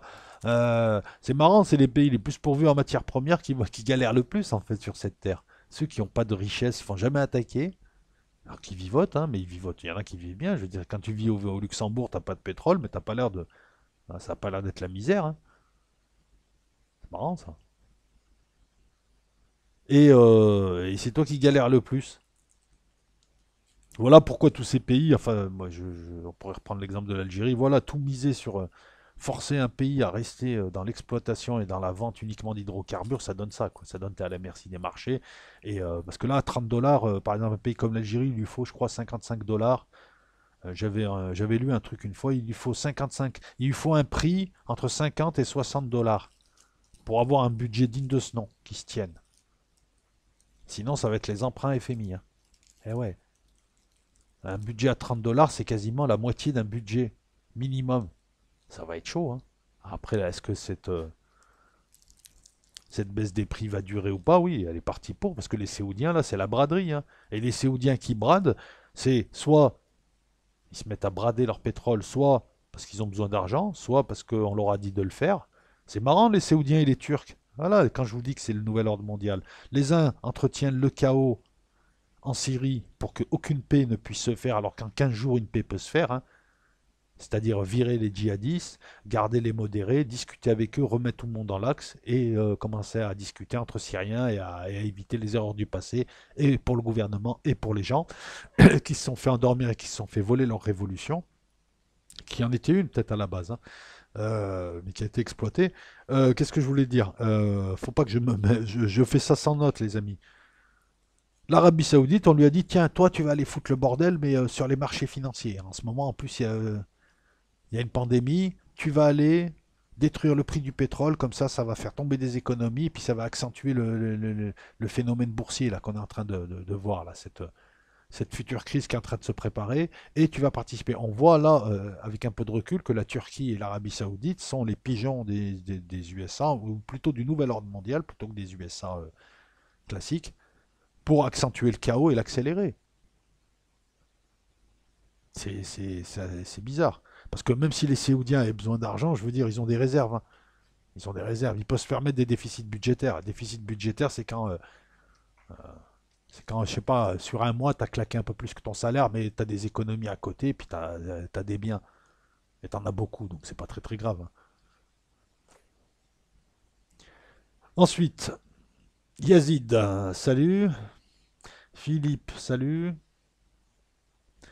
Ben, elle ressemble à un décapsuleur, mais elle ressemble surtout aux tours de Sauron, Philippe Guibaud, les tours en Arabie Saoudite. Mais ça fait des années que quand je regarde, c'est simple. Quand je regarde ces tours et je regarde ces gens, j'ai des mauvaises énergies. Voilà, je vois des mauvaises énergies. C'est aussi simple que ça. Voilà, elle ressemble à un décapsuleur diabolique, hein. Franchement, il y a les cornes, il y a tout, hein. C'est tout. Voilà, quand tu regardes cette photo de la mec, t'as l'impression d'être en enfer. Voilà, il y a les tours du diable, il y a la fournaise, il y a tout. Je veux dire, symboliquement, c'est pas ce qu'il y a de meilleur. Puis en plus, bon, ça c'est sur un plan beaucoup plus humain et moins eschatologique. Ces types ne savent fabriquer que des tours. Enfin, c'est même pas eux qui les fabriquent. C'est terrible ça. Putain, tu donnerais leur richesse aux Luxembourgeois, ils te feraient des hôpitaux, des bouquins, des musées, les gens ils vivraient 2000 ans. Eux, tu leur donnes ça, ils achètent des armes, ils font des guerres et ils font des tours. Il y a derrière une symbolique phallique qui est évidente, quoi. C'est des petits tubs, ces gens-là. Non, mais si. Je sais pas, quoi. Tu donnes de l'argent à des Japonais, ils te feraient un truc. Tu donnes le même argent à n'importe qui, il en ferait quelque chose. Tu donnes à des gens comme ça te donne ça, quoi. Des guerres au Yémen, des prostituées sur la Côte d'Azur ou à Paris. Ils achètent des clubs de foot. Ils me font penser à ces gens qui sont là, qui consomment, qui sont incapables de créer. La différence entre un animal à deux pattes, là, majorité de gens d'ailleurs, il y a un véritable humain, quelle que soit sa couleur de peau, sa race, son sexe, c'est que l'humain a une étincelle divine qui lui permet de créer ou de recréer sur ce plan. Il ne se contente pas d'eux. Il regarde les matchs de tennis, à un moment donné, il va jouer au tennis. Il n'est pas passif. Alors que le robot, l'automate, le bot, l'animal à deux pattes, la bête sans âme qui sert d'humain mais qui n'est pas un humain, qui est juste là pour faire le décor, lui, il consommera, il consomme de la présence. Il fait partie des meubles. Il consommera des vidéos, mais bon, lui, il fera des playlists. Il lira pas de bouquins, mais il regardera des trucs se faire et il les consommera, il regardera des films. Puis bon, il évoluera pas. Tu reviens 5 milliards d'années après, il n'y a aucune évolution socialement. Il y aura juste de l'accumulation à une dimension de matériel. Accumulation ou désaccumulation. Et eux me font penser à ça, ces gens. Le Liban est en cessation de paiement, on va vérifier la théorie des dominos du coup. Bah, la théorie des dominos, c'était surtout une théorie militaire, hein, sur éviter que les pays asiatiques tombent dans l'escarcelle du communisme, comme des dominos qui tomberaient les uns sur les autres et qui entraîneraient un effet de chaîne. Là, le Liban, il est en cessation de paiement. Ce qui est intéressant, c'est de savoir de combien et à qui. Et il s'agit d'eurobonds, il s'agit d'1,5 milliard, donc c'est peut-être pas ça qui va accentuer la crise, mais ça va y contribuer. Mais si tu mets le Liban, si tu mets les prix du pétrole, si tu mets la guerre en Syrie, si tu mets tout un tas de trucs, tu rajoutes une pandémie, pour peu qu'il y ait un chef d'État qui meurt, pour peu qu'il y ait encore un petit truc, tu hystérises bien, tu touilles bien, et là ouais, là ça va être les gros dominos là.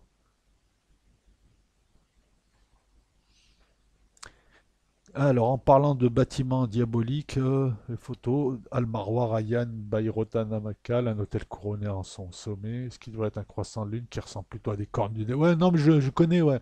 J'en ai vu plein de ces images. Ouais, ouais, mais c'est simple, c'est les cornes du diable, bien sûr. Alors, Sanchez Anthony qui me dit qu'il y a une invasion de sauterelles bibliques ces derniers temps.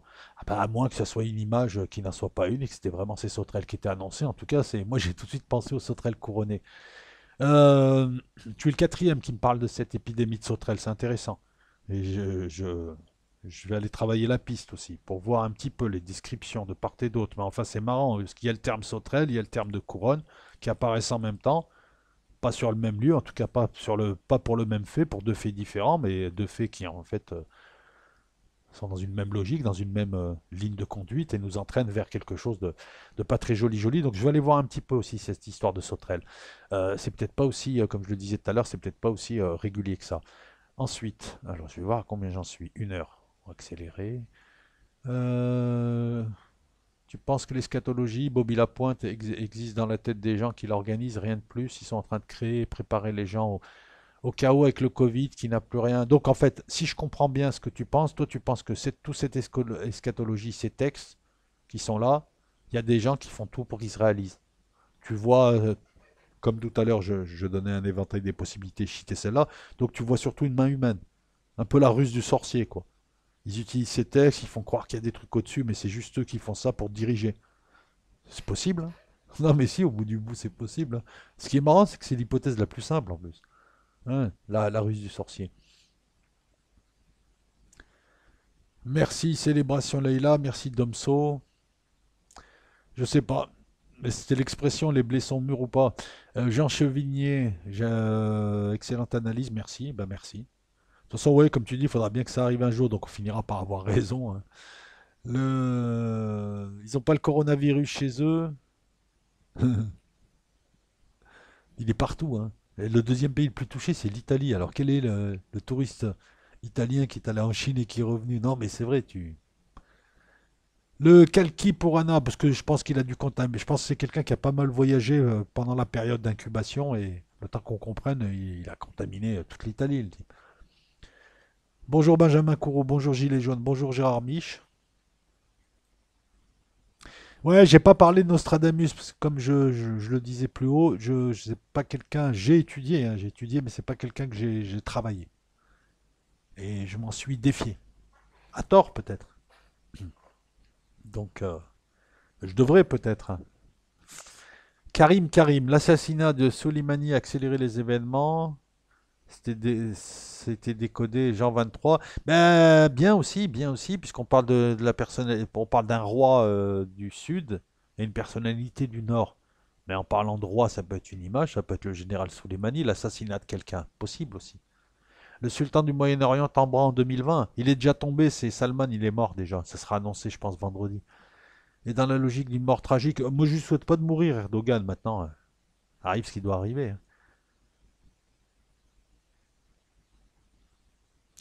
Après-demain, Grand Max, tu convertis tout ton fric en or. Franchement, ouais.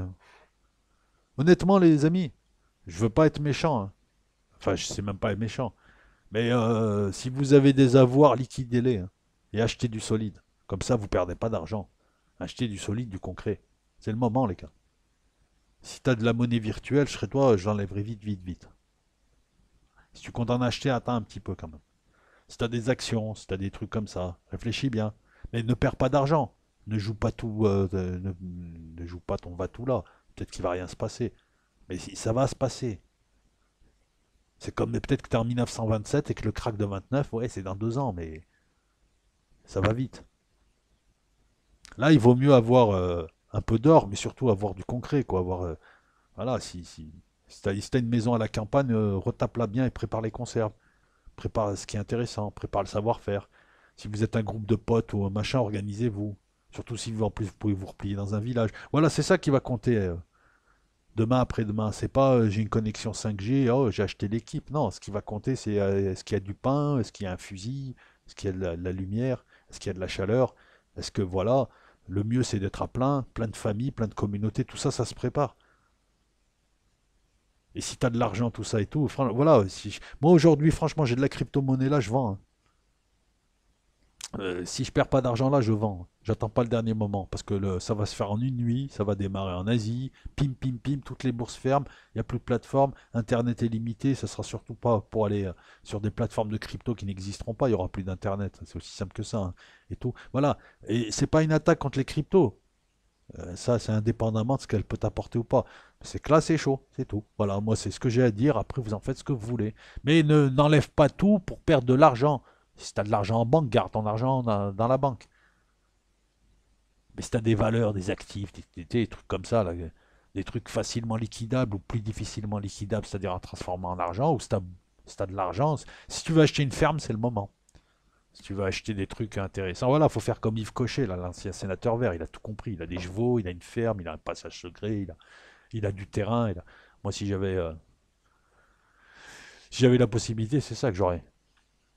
Du terrain en montagne. Alors, un affrontement Russie-Turquie. Oui, mais la Turquie, là, voilà, il est revenu à la maison. Pomponnette, elle est revenue à la maison. Le cœur entre les jambes. Ouais, non. Alors, merci à toi, Gilles, hein. Ah non, en l'an 2000, on n'imaginait pas ce monde comme ça. On l'imaginait moins anxiogène déjà, et puis moins. Et puis on n'était pas dans la désillusion. On croyait encore, hein. Moi, je croyais encore un petit peu en ce qu'on nous racontait, quoi. Un petit peu, hein, mais je pensais pas qu'ils nous racontaient, qu'ils nous mentaient autant. Bonjour Jeanne. Et ben voilà, pareil, hein. Donc ce qui se disait dans les années 80, effectivement, hein. Ben, ils ont transformé Paris en ville de touristes pour vieux et pour japonais. Voilà. Et ils ont enlevé toutes les usines. Voilà. Les rues sont propres. Enfin, j'ai pas dit Paris, c'est pas vrai. Mais il y a des villes, les rues sont super propres, ça donne pas envie en fait. Bah, t'as l'impression que c'est aseptisé, t'as l'impression que c'est un hôpital. Alors qu'une ville, tu vois, c'est quelque chose de vivant, de réel. C'est pas des rues propres et toujours les mêmes styles de boutiques. C'est ça qui commence à me gonfler. Même les centres-villes. C'est toujours les mêmes genres de centre-ville, les mêmes boutiques, les mêmes franchises, les mêmes boulangeries banettes, les mêmes librairies bidons alors que c'est des franchisés. Il n'y a plus ces boutiques, les échoppes d'avant, des vieilles échoppes au bout de la rue, c'est un vieux, il a 95 balais, il trafique dans l'électronique, c'est un chinois, il a des diodes ici à Grenoble, t'en as un comme ça, le chinois. Dès que tu veux faire de la cible électronique, tu vas chez lui. Le mec, il a tout. Enfin, il l'appelle le chinois, mais il est chinois français. Mais pourquoi je te raconte ça? Non, mais pour dire, voilà, l'homogénéisation, tout ça. Donc, dans les années 2000, on y croyait un peu sans y croire. Maintenant, laisse tomber, quoi. Et ce qu'on disait dans les années 80 sur la France, ben voilà, c'est ça, ouais, un pays de touristes, ouais. Puis il y a un pays, je sais même pas si c'est un pays, t'as l'impression que c'est Center Park maintenant, la France. Bah ouais, c'est Center Park. Mais qui rentrent, ils occupent des endroits, on veut des papiers, comme si c'était un droit. L'autre il est là, il te découpe à la machette, l'autre il te raconte n'importe quoi, l'autre il. Enfin voilà, donc c'est plus un pays quoi. Tu peux plus rien faire, c'est l'Union Européenne qui dirige. T'as un mec qui t'insulte de Turquie, tu te caques dessus. Par contre, toi tu t'en prends à. Tu fais le beau devant le président du Cameroun, qui t'envoie balader d'ailleurs. Ah oui, non, c'est pas bien. Les droits de l'homme. Mais qu'est-ce que tu parles des droits de l'homme quand tu t'appelles Macron avec ce que tu as fait en Syrie et ce qu'a fait la France en Libye, tu ferais mieux de t'écraser. Bref, voilà. Donc oui, oui, non, mais je te rejoins là-dessus. Il faut que j'aille voir mes mails, ouais. Alors si vous m'écrivez des mails et que vous voyez que je vous réponds pas, c'est que je suis pas allé voir mes mails. Ouais, des fois je suis sur Internet sans être sur Internet en fait. Foriol, Jacques, bonjour. La guerre avec la Syrie, c'est peut-être juste une histoire de fric. Non, non, pas que, hein, pas que. Non, parce que ils perdent plus d'argent qu'autre chose là. Non. Après, s'ils peuvent faire du fric hein, dans l'opération, oui. C'est marrant quand même, ce type, sa fille, elle est mariée avec le fondateur des drones. Mais il y a un conflit d'intérêts, mais ça non, c'est un de nos amis qui m'écrivaient des posts et qui écrivent plus depuis la défaite turque. Voilà. Ça vous choque pas que votre président, en fait, ait une gestion familiale, hein, un petit peu à la PME de la Turquie? Son fils pique le pétrole syrien, travaille avec Daesh. Son autre fils dans les services. Sa fille, maintenant, elle est là et elle est mariée avec le type qui a fondé ces drones turcs qui vont vendre un petit peu partout. Donc voilà.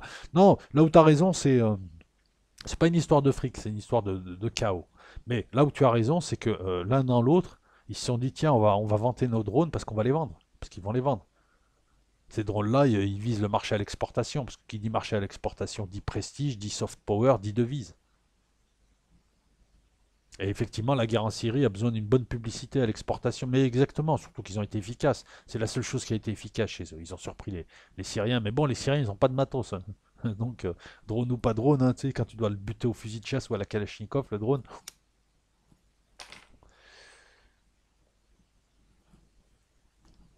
Oui, oui, après, ils se sont fait abattre leurs drones. C'est qu'au départ, ils ont surpris les Syriens qui n'avaient pas le bon matos. Parce que les Syriens sont en manque de matos. Ils ne peuvent pas avoir des compagnies, des régiments, des divisions, appelle comme tu veux, selon le regroupement, parfaitement équipés, avec, je sais pas, un fusil mitrailleur par compagnie, un truc anti-char par division, un système anti-aérien mobile, tout ça. Ils n'ont pas les moyens. C'est une armée à poil, c'est l'armée à Bourbaki, donc ils font ce qu'ils peuvent, et là, ils ont quand même bien fait. Salut Jonathan, salut Telso. Jacques Forel qui me dit c'est moi l'ermite. Non, non, non, moi je suis pas du tout l'ermite, moi je suis un Roloto comme toi, hein. Je suis un quidam, hein, moyen, hein. Je suis ni ermite ni rien. J'aimerais bien être l'ermite, mais je suis pas l'ermite quoi. Mais non, non, je suis pas du tout l'ermite moi. Moi je suis un quidam parmi tant d'autres qui si on parle d'énergie, si l'idée est une énergie, ben elle nous imprègne tous et t'en as certains qui commencent à réagir quoi. Avant un truc, t'as des gens qui le ressentent. Et mais c'est même pas, tu vois, c'est même pas un pouvoir machin, c'est un ressenti parce que le truc, c'est comme si le truc s'est déjà provoqué, mais nous on le vit après. Donc il s'est déjà provoqué. Et nous on sait qu'il s'est déjà provoqué, mais on le ressent juste avant qu'il nous arrive à nous, parce que nous sommes le passé de quelque chose d'autre. Notre futur, c'est le passé de quelque chose d'autre qui nous contient. Et donc je fais partie de ces milliers ou centaines de milliers de gens qui sentent quelque chose. Mais non, non, l'ermite, c'est un autre concept encore. C'est un concept compliqué. Et je ne vais pas l'aborder là, parce que sinon je vais en avoir pour 2 heures. Attendant septembre, me dit Robert Benoît pour la tranche de rigolade. Ouais. Ouais. Ouais, non, mais si, t'as raison. Il n'y a pas de mal à se faire du bien. Mais t'attends septembre pour te foutre de ma gueule. Mais t'auras raison. Est-ce que c'est pas une tentative des USA contre MBS? Non, MBS est archi soutenu là. MBS c'est simple, il a fait carpette. Il a dit à Trump, moi je te donne tout l'argent que tu veux, tu me protèges. Il vient d'acheter des militaires américains qui le protègent et qui sont nés avec des batteries de patriotes parce qu'il n'est pas capable de protéger son pays. C'est malin ce mec, c'est une meuf. Il n'est pas capable de protéger son pays, il a juste de l'argent. C'est le gros arabe, tu sais, fils de diplomate qui arrive dans un collège rural où tu as que des petits malins qui ont compris que le gros arabe il était pété de thunes. Et donc tu as le caïd qui l'a pris sous sa coupe. Ouais, je te protège. Et lui, il a compris qu'il ne pouvait pas faire autrement. Voilà. Donc non, non, les USA n'ont aucun intérêt à faire tomber les Séoudiens. C'est les Séoudiens qui leur permettent de fourguer leur papier monnaie, là. J'allais dire leur papier cul. C'est les Séoudiens qui leur permettent de contrôler les prix du pétrole et d'écrouler ces prix quand ils le veulent. C'est les Séoudiens qui leur permettent de monter, de diriger les proxys islamistes. C'est les Séoudiens qui leur permettent de fourguer des armes un peu partout. Enfin voilà, les Séoudiens, c'est leur Mohamed. Donc non, non, je crois pas. Comment j'appelle ces cartes de style tarot? C'est les cartes de The Economist, Jérôme. Tu tapes The Economist 2017 et tu les as. Voilà. Et elles sont en fait de style tarot. C'est des cartes de tarot, mais qui ont été restylisées. Je sais plus comment on pourrait dire ça. Bonjour Yako, Robert Benoît, Gog et Magog, les deux types de Gog. Ouais, ils vont au Gog en plus. C'est grand démagogue. Salut Poupougne, salut Nino, salut Soso. La tour me fait penser à celle de Sauron. Merci, exactement. Ben c'est ça. Merci. C'est exact. Tiens, voilà, je te mets un étoile, un pouce, une croix. Je t'envoie un mandat. Non, non, mais c'est exactement ça. Voilà. Et Sauron, tu sais qui il représente. Elodie da Silva, bien à toi. Peut-être que les blés seront vraiment mûrs cette fois-ci. Ouais, on verra, hein. Attendez septembre. Tiens, allez, voilà. Ça, tu te foutras de ma gueule en septembre. Voilà. Alors ensuite, Mich, ça fait plaisir avec des vidéos d'analyse. Bah, tant mieux, je vais en faire d'autres, hein. Là, je souffle un peu, je prépare des vidéos sur Patreon. En fait, j'écris parce que je suis en train de. J'ai pu éditer sur papier Tape Runs Out qui est maintenant sur papier. Et là, je suis en train de retravailler l'autre roman que je devais finir et éditer, la traque. Il faut que je le rallonge en fait, parce qu'il n'y a pas assez de pages et il faut que je le retravaille. Donc je suis dessus et je suis sur une sorte de recueil de poésie, de recueil, qui s'appelle Carnet de rue, voilà, pour tout savoir. Et donc ça prend du temps, parce qu'il faut du recul. Émeric Douy Pouda, tu es de Nouvelle-Calédonie, bah bien à toi et à toute la Nouvelle-Calédonie. Et merci. Bah merci, hein, je suis content d'être suivi en Nouvelle-Calédonie, hein. Ah bah, ça fait plaisir. Non, Erdogan, c'est dommage, hein. Je fondais tellement d'espoir sur cet Erdogan et je me suis aperçu qu'en fait c'était un vulgaire Saddam Hussein au final. Dommage. LR partenaire, salut. J'irai voir après sur ça. Zabana, bonjour. Los Locos, excellente analyse, merci. Alors je cherche des questions. Concernant l'attitude de Poutine, il faut comprendre que la Russie n'est pas en Syrie pour défendre le bien, la morale ou des grands principes de ce genre. La Russie défend ses propres intérêts et c'est logique. Poutine fait juste de la politique à l'ancienne. On est tellement plus habitué qu'on trouve son attitude trouble alors que c'est normal. Et l'intérêt de la Russie n'est pas d'entrer en guerre avec la Turquie. Déjà parce que la Russie est en position défensive sur le plan international et n'a aucune intention de se confronter tout de suite à l'OTAN. Oui, je sais bien, juridiquement parlant, l'OTAN n'est pas en position de soutenir la Turquie du fait que c'est elle qui occupe un territoire syrien, mais on a bien vu durant cette guerre que les puissances américaines occidentales se torchent avec les traités et le droit international. De plus, un conflit avec la Turquie aurait des conséquences allant bien au-delà du seul terrain. En bref, je vais vous la faire simple, un putain de super poste, pas d'accord avec moi, qui me sort des arguments que j'ai envie de lire, que j'ai envie de comprendre, et j'ai même pas envie de te répondre là de suite. Juste pour te dire que tout ceci, je l'avais intégré, hein. C'est le reproche que je lui fais, de ne pas être allié. Mais tu as raison, il n'est pas là pour ça, c'est pas les intérêts d'eux. Mais il y a beaucoup de gens en Russie aussi qui se posent des questions quant au côté timoré. Mais tu as raison, Poutine, il fait de la politique à l'ancienne et il a peut-être plus de billes ou plus de, de, de paramètres pour juger que moi. Et lorsque la dernière fois j'ai dit par exemple qu'il n'avait pas trop défendu le ciel syrien, si en fait il l'a défendu, c'est juste qu'ils ont été surpris par les drones. Mais ils se sont vite rétablis. Et ils ont vite trouvé la parade. Mais en fait, voilà, non, mais c'est typiquement le poste. Mais écoute, je te répondrai une prochaine fois parce que je vais réfléchir déjà un petit peu. Je vais pas, voilà, j'ai pas un avis sur tout et ce que tu dis est intéressant. Et en tout cas, ça nous éclaire bien. Ah, ça c'est des postes classe. Bah ouais, parce que les mecs qui vont arriver, ils vont te lire, ils vont suivre le truc, ils vont un peu plus comprendre que s'il n'y avait pas ton poste. Donc je te remercie beaucoup, Machiavel.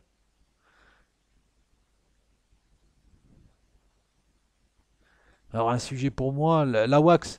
Je vais pas trop faire de sujet militaire là, je vais essayer de varier. L'Iran sort son AWACS, ouais, ça m'intéresse, hein. Mais là, et sur Patreon et sur Los Locos, j'essaye de varier un peu les sujets, tu vois. Bon, ça fait baisser un peu les chiffres, hein, de vues, c'est vrai, mais j'ai envie de varier un peu, tu vois.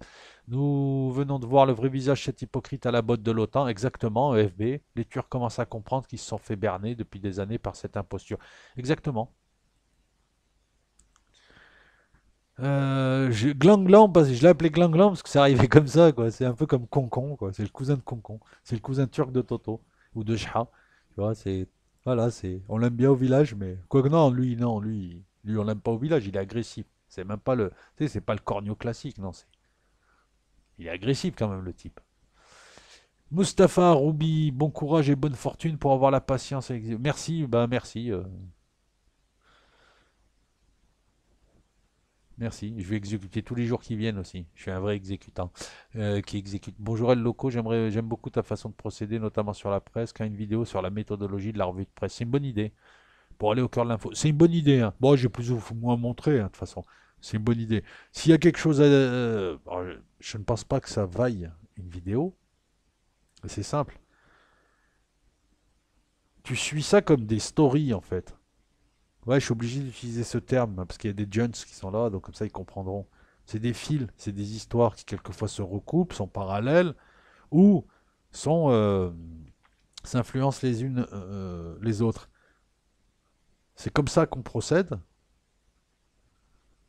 Après, il faut quand même un bagage politique et historique, un bon bagage, hein. C'est pas en 2 ans que tu te fais une culture. Non, il faut un bon bagage, il faut avoir lu beaucoup, il faut avoir une bonne mémoire pour pouvoir replacer et mieux comprendre un peu les coups, hein, passer de l'analytique au synthétique. Quand en revue de presse, bah, tu utilises de la presse contradictoire dont tu as pu vérifier le relatif sérieux. Oui, je vais aller voir le Huffington Post, ou Sputnik, ou RT, ou OPEX, ou DEPCA, ou le Seeker, ou d'autres encore, ou Almanar. Avec le temps, ça, tu commences à voir qui est le plus sérieux ou pas. Quelque chose comme Almanar, dont je me méfie au début, je m'aperçois qu'ils sont les plus sérieux parce qu'ils t'apportent des faits. Il y a très très peu de blabla dans leurs articles. Par contre, Spoutnik, non, tu vois, je sais que c'est une source à 2 balles. Parce qu'ils te donnent des informations que tu maîtrises et de la manière dont ils te les donnent, tu comprends le ton du journal, quoi, que c'est un journal de merde. Spoutnik, je prends pas ça au sérieux. Mais même les infos, tu vois, c'est les mecs qui utilisent des traducteurs automatiques, ils font ça en 3 minutes. Même les infos ne sont pas sérieuses et fiables.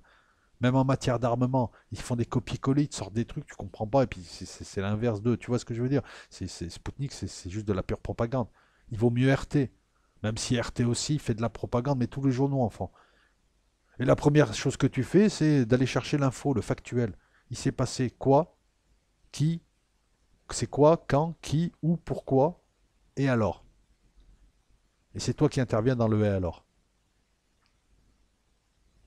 En travaillant sur l'analytique, le fait et ce qui est autour du fait, et le synthétique, on le replace quelque part. Ah, je comprends mieux pourquoi Griveaux tombe. Peut-être que c'est un truc qu'on ne savait pas qui va aider Hidalgo par contre-coup. C'est du billard. Voilà, mais je veux dire, j'ai pas inventé l'eau chaude, hein. Voilà, tu prends un panel, je sais pas, au départ de 50 ou 100 journaux, puis après, très très vite, 100 sites, 100 journaux, 100 ce que tu veux, mais très vite, tu vois qu'il y a des, je sais pas, je veux pas être méchant, mais Réseau International ou Stop Mensonge, bon voilà quoi. Je sais pas, si vous êtes sur Stop Mensonge, les gars, vous avez pas compris que. Enfin, je veux pas être méchant, parce qu'on va encore dire, ouais, t'attaques des gens, ils font ce qu'ils veulent, Stop Mensonge, mais enfin bon, si ta source est Stop Mensonge et que t'arrives pas à voir que t'es dans l'erreur. Là, ouais, c'est inquiétant. Il y a ça aussi. Ouais. C'est comme les gogoles qui vont voir sur des lives de SECPA des gens pendant 8 heures insulter quelqu'un. C'est que c'est des SECPA aussi, quoi. À partir de là, s'ils font pas la différence entre des gens qui apportent quelque chose et des SECPA qui servent à rien, qui savent pas qui écrivent comme des gosses de 5 ans, on peut plus rien faire. Tu prends le fait, et puis voilà, et puis après ça se fait tout seul, je sais pas, après c'est un truc qui se fait automatiquement. C'est voilà, écoute, c'est simple, tu suis le film. Si tu suis le film régulièrement, ça prend du temps. Et moi, tous les jours, je suis le film. Je passe des heures. Je fais pas que ça, parce qu'il faut que je vive, il faut que je. Voilà, il faut que je vive ma vie. Mais je passe des heures à me tenir au courant. Des alertes, des trucs. Et à analyser ensuite. Pour ensuite synthétiser. C'est un travail qui se fait, mais ce travail-là, tu dois le faire avec tout dans la vie, en principe. Tu le fais dans ton boulot, tu le fais dans ta vie de tous les jours. Tu es assailli d'informations, c'est à toi de hiérarchiser les sources, la valeur de la source. T'as un type qui est sérieux, qui à chaque fois, c'est ton pote, tu le connais depuis 50 ans, il t'a jamais menti. À chaque fois qu'il doit te donner une information, il te donne une information carrée. Mais vraiment carré de chez carré, précise et tout. Et de l'autre côté, t'as un pote à toi, il a une grande gueule, il a tendance à exagérer les trucs, il est toujours imprécis. Quelle est la source la plus crédible? Alors bien sûr que les deux sont une source. Bien sûr que ton pote grande gueule, il va te dire qu'il y a eu un accident là-bas. Mais il va te dire qu'il y a putain, un accident terrible, avec, je suis sûr qu'il y a au moins 10 morts et tout. Alors qu'en fait, non, il y a eu un gros incendie, mais il n'y a pas de mort. Mais il te donne une information. Après aussi, comment tu la travailles, cette info. Est-ce que tu la travailles tout de suite, cette info? Ou est-ce que tu la gardes pour après? Moi, j'ai des infos là dont je ne parle pas, j'en parle après. Parce que pour l'instant, elles n'ont pas de signification prises comme ça isolément. Enfin voilà, je pourrais, en fait, contrairement à ce que je t'ai dit, je pourrais, essayer de faire une vidéo, de parler de tout ça, mais c'est pas intéressant puisque c'est exactement, c'est comme si je t'expliquais comment se laver les mains. C'est exactement ce que tu dois faire naturellement. Ça s'appelle faculté de raisonnement qu'on te donne, que tu fais à la naissance, et puis que l'école, et puis que tes proches, ton entourage et toi-même te font. C'est comment tu raisonnes tous les jours. Big Sino, juste un petit bémol qui a son importance. Oui, la Turquie fournit l'appui artillerie et l'attaque par les drones, mais pas l'infanterie. Ce sont les Syriens de l'ASL qui sont au combat au sol. Votre prise de position vous fait oublier certaines réalités. Ma prise de position me fait oublier quoi comme réalité? Que par exemple, on a tué 50 Turcs qui ont été bombardés alors qu'ils appartenaient à une division blindée turque qui était en plein Idlib et qui se dirigeait vers Sarakeb. Dis-moi, entre Idlib et Sarakeb, c'est quoi? C'est la Syrie. Là, je te parle de Turcs. On nous parle aussi, alors moi je veux bien voir tes sources, mais puis moi je te donnerai les miennes, mais on nous parle aussi de régiments mélangés.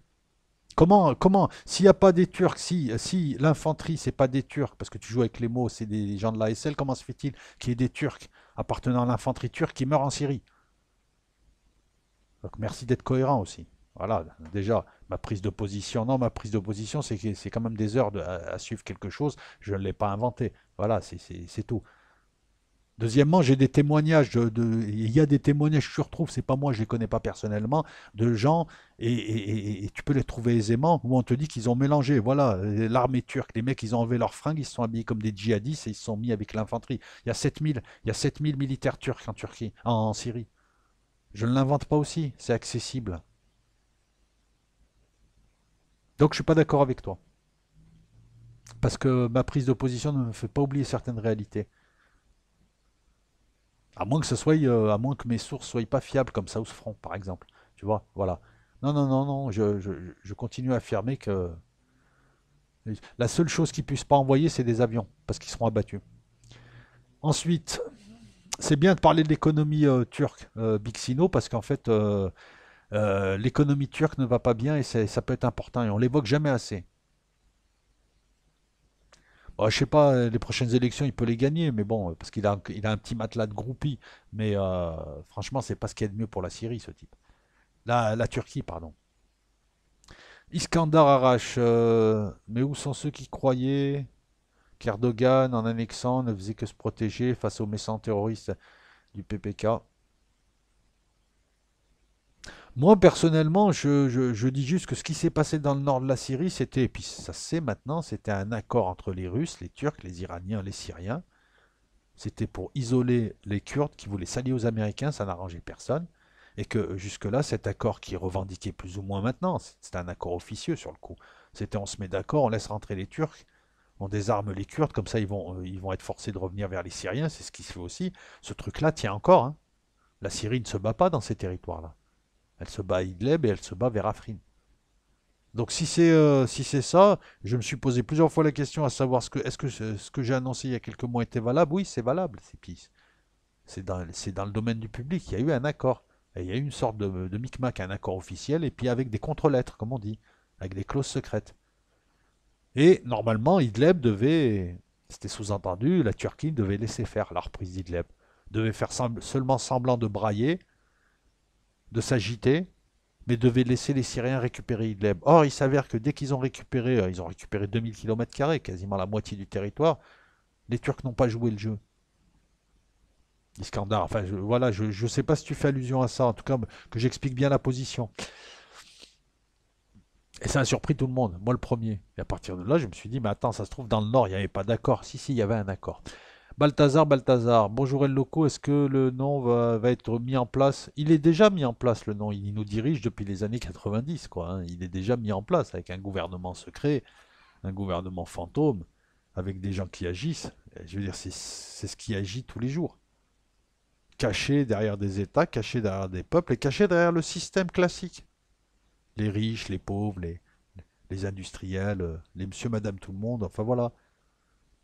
Le nom, c'est la main cachée qui dirige le tout. Pour le compte de qui? Pour leur propre compte? Ou pour le compte d'entité? Ou pour le compte de Dieu? Ou pour le compte du diable? Ou pour le compte de ce que tu veux? Mais le nom, c'est ça. Et ce nom, il a plusieurs gueules. Aux USA, il y a de vrais hommes politiques patriotes qui n'appartiennent pas au nom. Le fait d'être dans une élite ne te fait pas appartenir au nom. Le nom, c'est la crème de la crème, les plus malveillants qui vont faire ce fameux plan secret qui est mis en place depuis au moins 3 siècles, en tout cas depuis la Renaissance, mais qui apparemment serait, si tu lis certains, qui apparemment serait un plan antédiluvien, où il faut petit à petit construire quelque chose, un grand œuvre, et faire en sorte de pouvoir ramener un esprit qui se matérialisera sous forme d'une AI qui dirigera quelque chose qui s'est construit avec le temps, qui s'est construit d'abord géologiquement, le squelette, puis ensuite biologiquement, avec les cellules et les électrons et les cellules que nous sommes. Et puis on a vu une structure, une architecture, l'architecture des télécommunications, les voies, que ce soit les voies aériennes, que ce soit les voies fluviales, que ce soit les voies routières, que ce soit le transatlantique, le Wi-Fi, etc. Et on a construit un corps que certains pourraient appeler Satan ou l'IA et qu'on pourrait appeler la Terre. Ce corps, les cellules l'alimentent en information, c'est nous les cellules. Et les électrons, c'est nous aussi, on est à la fois électrons et cellules. Et on alimente, voilà, et il lui manque plus que l'étincelle de vie qui le fait apparaître sur ce plan. C'est ni plus ni moins que le Seigneur des Anneaux dont on prépare l'arrivée, Sauron. C'est exactement la même histoire, tu vois. Si tu suis Manu, c'est toujours la même chose. Tu vas me dire, ouais, mais attends, t'as dit un truc avant. T'as dit que le tout aimait se personnifier en une partie qui était dans le tout. Alors ça veut dire que ben, c'est le monde de Satan, la Terre. Là, t'es sur Satan, là, t'es Satan, toi aussi un peu. T'es dans le. Voilà, c'est tout ça, c'est tout. C'est pas un type, c'est quelque chose. C'est une idée, c'est un concept qui est travaillé, qui est élaboré, petit à petit. Et il manque à la fin la petite étincelle de vie. Est-ce que t'appelles toi l'âme? Pour qu'il puisse régner enfin. Et l'enfant est né à ce moment-là.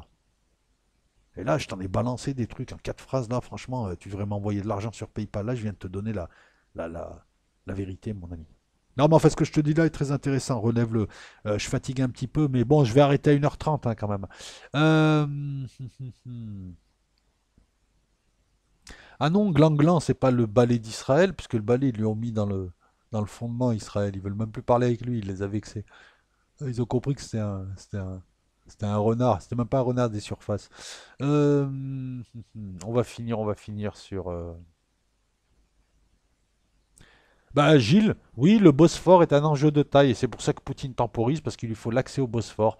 Voilà, il faut un accès tranquille au Bosphore pour pouvoir faire passer ses bateaux grâce à sa collaboration avec Erdogan. Et on rejoint un peu ce que disait Bixino, hein, que la Russie avait intérêt, mais Bixino, la Russie, elle a intérêt à bien s'entendre avec la Turquie sans Erdogan.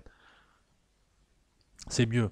Parce qu'Erdogan, on a vu comment il était imprévisible et on a vu aussi qu'il n'hésitait pas à tuer des Russes. Et qu'il finira par péter dans les mains de Poutine. Il va lui péter à la gueule. Maintenant, pour en revenir à ce que dit Gilles, qui des deux grands contrôle le Bosphore a un atout stratégique? C'est exactement ça. Depuis 2015, les petits, doucement mais sûrement, Poutine a réussi ce que n'avait jamais réussi aucun chef d'État russe ou soviétique, c'est avoir un véritable accès aux mers chaudes. Ils ont un groupe aéronaval en Méditerranée. Il y a quelques années encore, lorsque Erlmeyer te disait que des grandes flottes s'affronteront en Méditerranée, on rigolait, parce que la flotte russe, il n'y en avait pas. Il y avait la petite flotte de la mer Noire et encore 3 vieux bateaux. Là, il y a quand même une sorte de petit groupe aéronaval.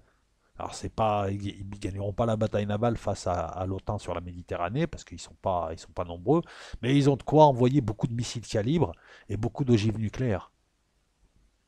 Et je ne parle pas de leurs sous-marins qui se baladent et qui jouent à cache-cache et qui sont très durs à déceler. Donc effectivement, le contrôle du Bosphore fait partie, si on observe sur un plan humain et un plan bien terre à terre, fait partie des grands enjeux. C'est en cela que Poutine est patient. Et puis ça lui permet de détacher, enfin il a cru détacher Erdogan de Trump, et puis on a vu que là, non, parce que Erdogan, la première chose qu'il a fait, c'est de crier à l'aide et d'appeler Trump.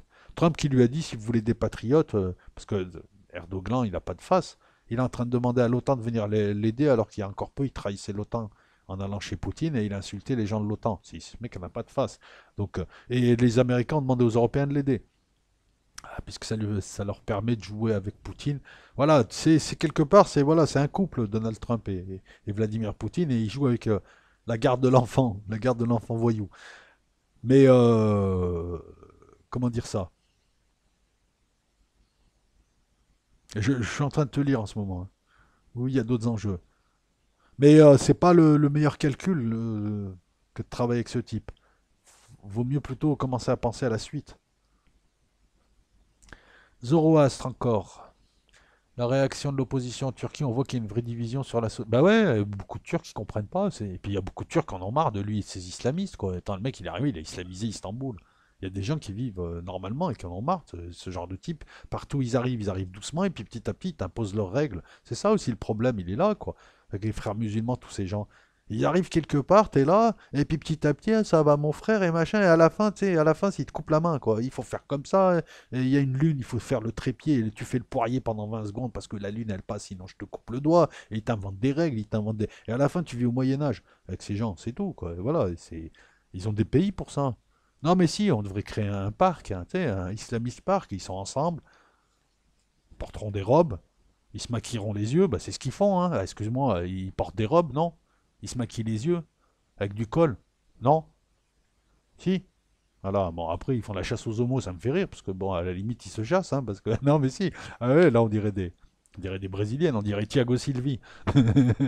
Bon, on va se calmer, on va se calmer, on va se calmer. DZ Chaoui, là, elle est vraie. Eh oui, j'avais pas menti, t'as vu le Hezbollah, ils ont libéré Sarakeb en une nuit, tout au couteau en plus. Voilà. Ah ben si, je voulais répondre à David Bérébi. Tu me dis, bonjour à toi David, tu me dis, est-ce que je n'aurais pas tendance à sous-estimer le Hezbollah? Moi, je ne sous-estime personne. Je me base sur des faits.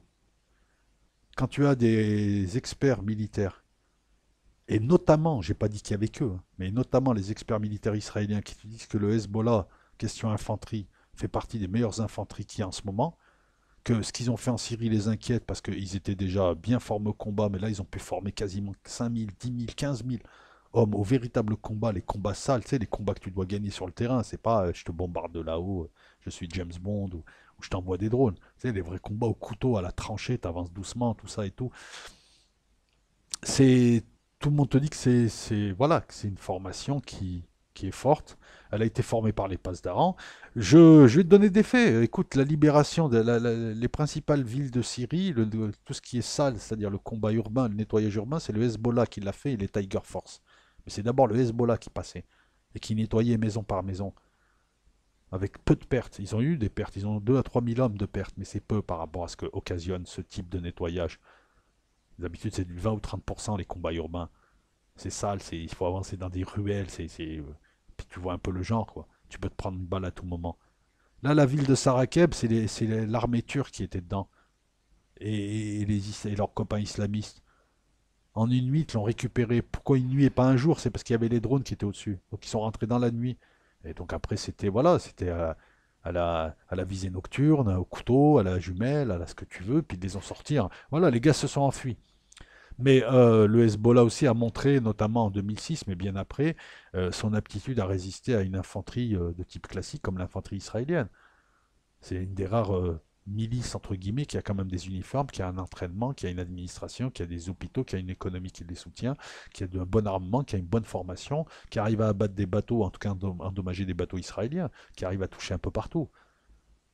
On dit que c'est une milice, mais ils ont un service de renseignement qui est assez efficace et qui fait des coups. Le Hezbollah travaille notamment avec pas mal avec les narcos dans la fameuse zone, là, le triangle entre le Paraguay, l'Argentine et je ne sais plus quel pays.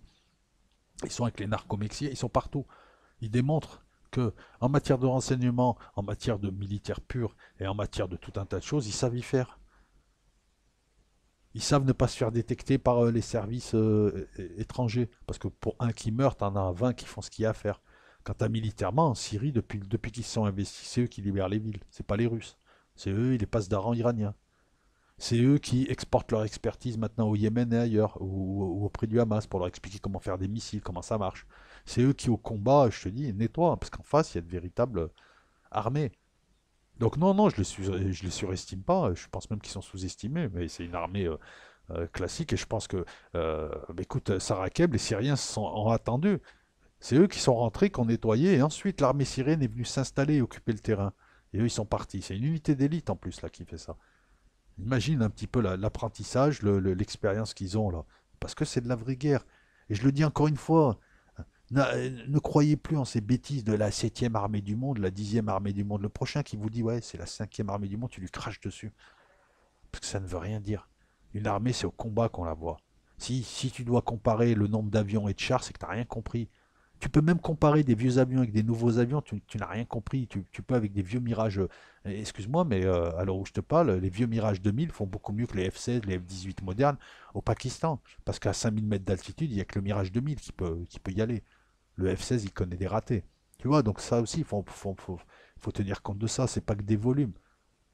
La meilleure armée, bah oui, la grosse armée, la deuxième armée de l'OTAN vient de s'enliser en Syrie. Et elle est repartie, la queue entre les jambes, et ils sont en train de retirer leur matériel lourd. Est-ce que tu penses que s'ils avaient gagné ou dominé, ils seraient partis comme ça et Erdogan serait allé s'humilier, il est allé à Canossa, à Moscou, pour demander pardon? Non. Donc pour en revenir au Hezbollah, c'est une des rares armées arabes qui tiennent la route et qui a été formée par les Iraniens, voilà, 40 ans d'embargo, mais ils ont une excellente armée. Et on le voit sur le terrain, et s'il n'y avait pas, moi on me dit les Russes, mais mais s'il n'y avait pas le Hezbollah et l'Iran en Syrie, ils seraient tombés, avec les Russes ou pas avec les Russes. C'est pas les avions russes qui font la différence. Les Russes font le minimum. Je rappelle aussi à Bixino qu'ils sont peut-être pas là pour défendre la Syrie, mais ils ont quand même deux bases, dont une dont la concession est gratuite, en échange d'un soutien, d'un véritable soutien. Quelque part, voilà, donc quand tu me dis que ma réalité est biaisée, quand tu appelles quelqu'un qui est ton allié, parce qu'il y a des accords aussi, il faut aller les lire ces accords, tu vois. Ma vision de la réalité, elle est là, et je l'invente pas, c'est pas j'allume la caméra et je sors ce qui me passe par la tête. Il y a des accords. Il y a, comment on appelle ça, chaque 3 mois on te parle de l'amitié, je ne l'invente pas, hein, de l'amitié russo-syrienne. Oui, la Russie va pas envoyer des Russes se battre contre les Turcs pour les Syriens, mais elle peut faire le minimum comme elle ne l'a pas fait avec les Israéliens. Verrouiller un peu mieux le ciel, leur donner la possibilité d'utiliser leur radar, leur prêter un matériel un peu mieux, leur prêter. Pour une fois, pas penser à faire du business, ça s'appelle de l'amitié. La politique à l'ancienne aussi, c'était ça. C'était avoir des gestes d'amitié à l'égard de l'autre aussi. Parce que l'autre te le rend bien. Parce que la Syrie n'est pas à poil, c'est pas un clochard. La Syrie, la reconstruction, qui va en profiter, c'est les entreprises russes. Il y a de l'argent qui va revenir. Qui va en profiter, c'est les Russes. Alors ça mérite quand même de ne pas s'acoquiner avec ceux qui détruisent la Syrie, comme les Séoudiens et les Turcs. Parce que ça pose un problème diplomatique, c'est pas moi qui l'invente ça. C'est peut-être cynique, mais ça passe pas tout le temps. Peut-être que la politique est cynique, mais ça passe pas ça. On ne demande pas aux Russes de se battre pour les Syriens, on demande aux Russes de faire ce pourquoi ils sont faits, d'empêcher les avions et les missiles israéliens et d'empêcher l'aviation turque de passer et de bloquer un peu les Américains. On ne leur demande pas d'aller affronter les USA, on sait qu'ils ne le feront pas. Voilà. Mais c'est ça, et ça c'est une réalité ça. Et ça, il y a des accords signés. C'est des accords de défense mutuelle. Donc quand tu me dis que je suis loin de la réalité, je rigole. Parce que moi je me base sur des accords russo-syriens de défense mutuelle. Défense contre un agresseur. Défense. Et ça, c'est pas respecté. Et c'est un fait, ça. C'est un fait, c'est un argument qui contredit justement ta vision de ce que je dis, puisque c'est. Non, c'est. Non, non. Il peut faire ce qu'il veut, il y a des documents, il y a des choses qui ont été dites, il y a des accords, et puis il y a surtout des contreparties. Hein. Parce que grâce à la Syrie, il a une base navale en Méditerranée que d'autres ne veulent pas lui donner. Il a demandé aux Algériens la base de Mers el Kébir, ils lui ont dit c'est pas la peine. Même pas en rêve. T'es pote avec nous, mais si on met une base russe là, ça va être le bordel. La France ne veut pas, les USA vont nous emmerder. Avec le Maroc, ça va être chaud. Et les Italiens et surtout les Espagnols vont plus nous parler. Je te le rappelle aussi. Ah, voilà, il n'est pas venu aider un copain Clodo, il est venu aider un truc dans son business, il le fait déjà aisément. La Syrie lui a permis de vendre beaucoup, beaucoup, beaucoup depuis qu'il y est et qu'il teste tous ses jouets. Voilà, donc c'est pas, ouais, Poutine il fait déjà. T'as peut-être pas dit ça comme ça, mais on a l'impression que tu dis ouais, mais Poutine il en a déjà fait pas mal. Vous êtes dans le rêve, dans le déni. On parle pas de combattre, on parle pas d'une guerre russo-turque. On parle juste d'éviter que les drones turcs puissent bombarder comme ça des gens au sol en Syrie et que les Turcs ne rentrent pas. Voilà, voilà, c'est tout. Et c'est ce qui s'est fait. C'est ce qui s'est fait. Il a verrouillé le ciel. À partir de là, ça s'est joué au sol. Et enfin voilà. Non, mais je revenais sur le truc. Bon, les amis, 1h40, je vais pas en faire. Je m'excuse pour ceux que j'ai pas traités. C'est vrai qu'il y a beaucoup, beaucoup, beaucoup de messages. Et là, c'est juste les messages d'il y a 5 jours. Mais il se fait long, il se fait tard, il fait chaud, il fait beau. Enfin, bref, je vous referai une vidéo comme ça. Et puis on a vendredi aussi pour voilà, ceux qui veulent absolument une réponse à leurs questions. Il y a vendredi. Hein. Vendredi, on pourra faire durer. Une fois qu'on aura bien discuté avec l'invité, on pourra aussi parler de ces sujets-là.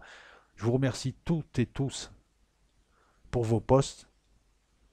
Et ça a permis, voilà, ces posts permettent de faire une vidéo qui peut être instructive pour, voilà, ça permet de préciser des points, de répondre à des gens qui se sont donné la peine de faire un post. Donc je vous remercie pour ça et puis je vous dis à vendredi, mais il y aura encore une vidéo avant vendredi. Allez, ouais, parce que je compte parler du Mini Tuesday, je compte vous parler des municipales parisiennes aussi et peut-être les comparer. Allez, à bientôt. Ciao.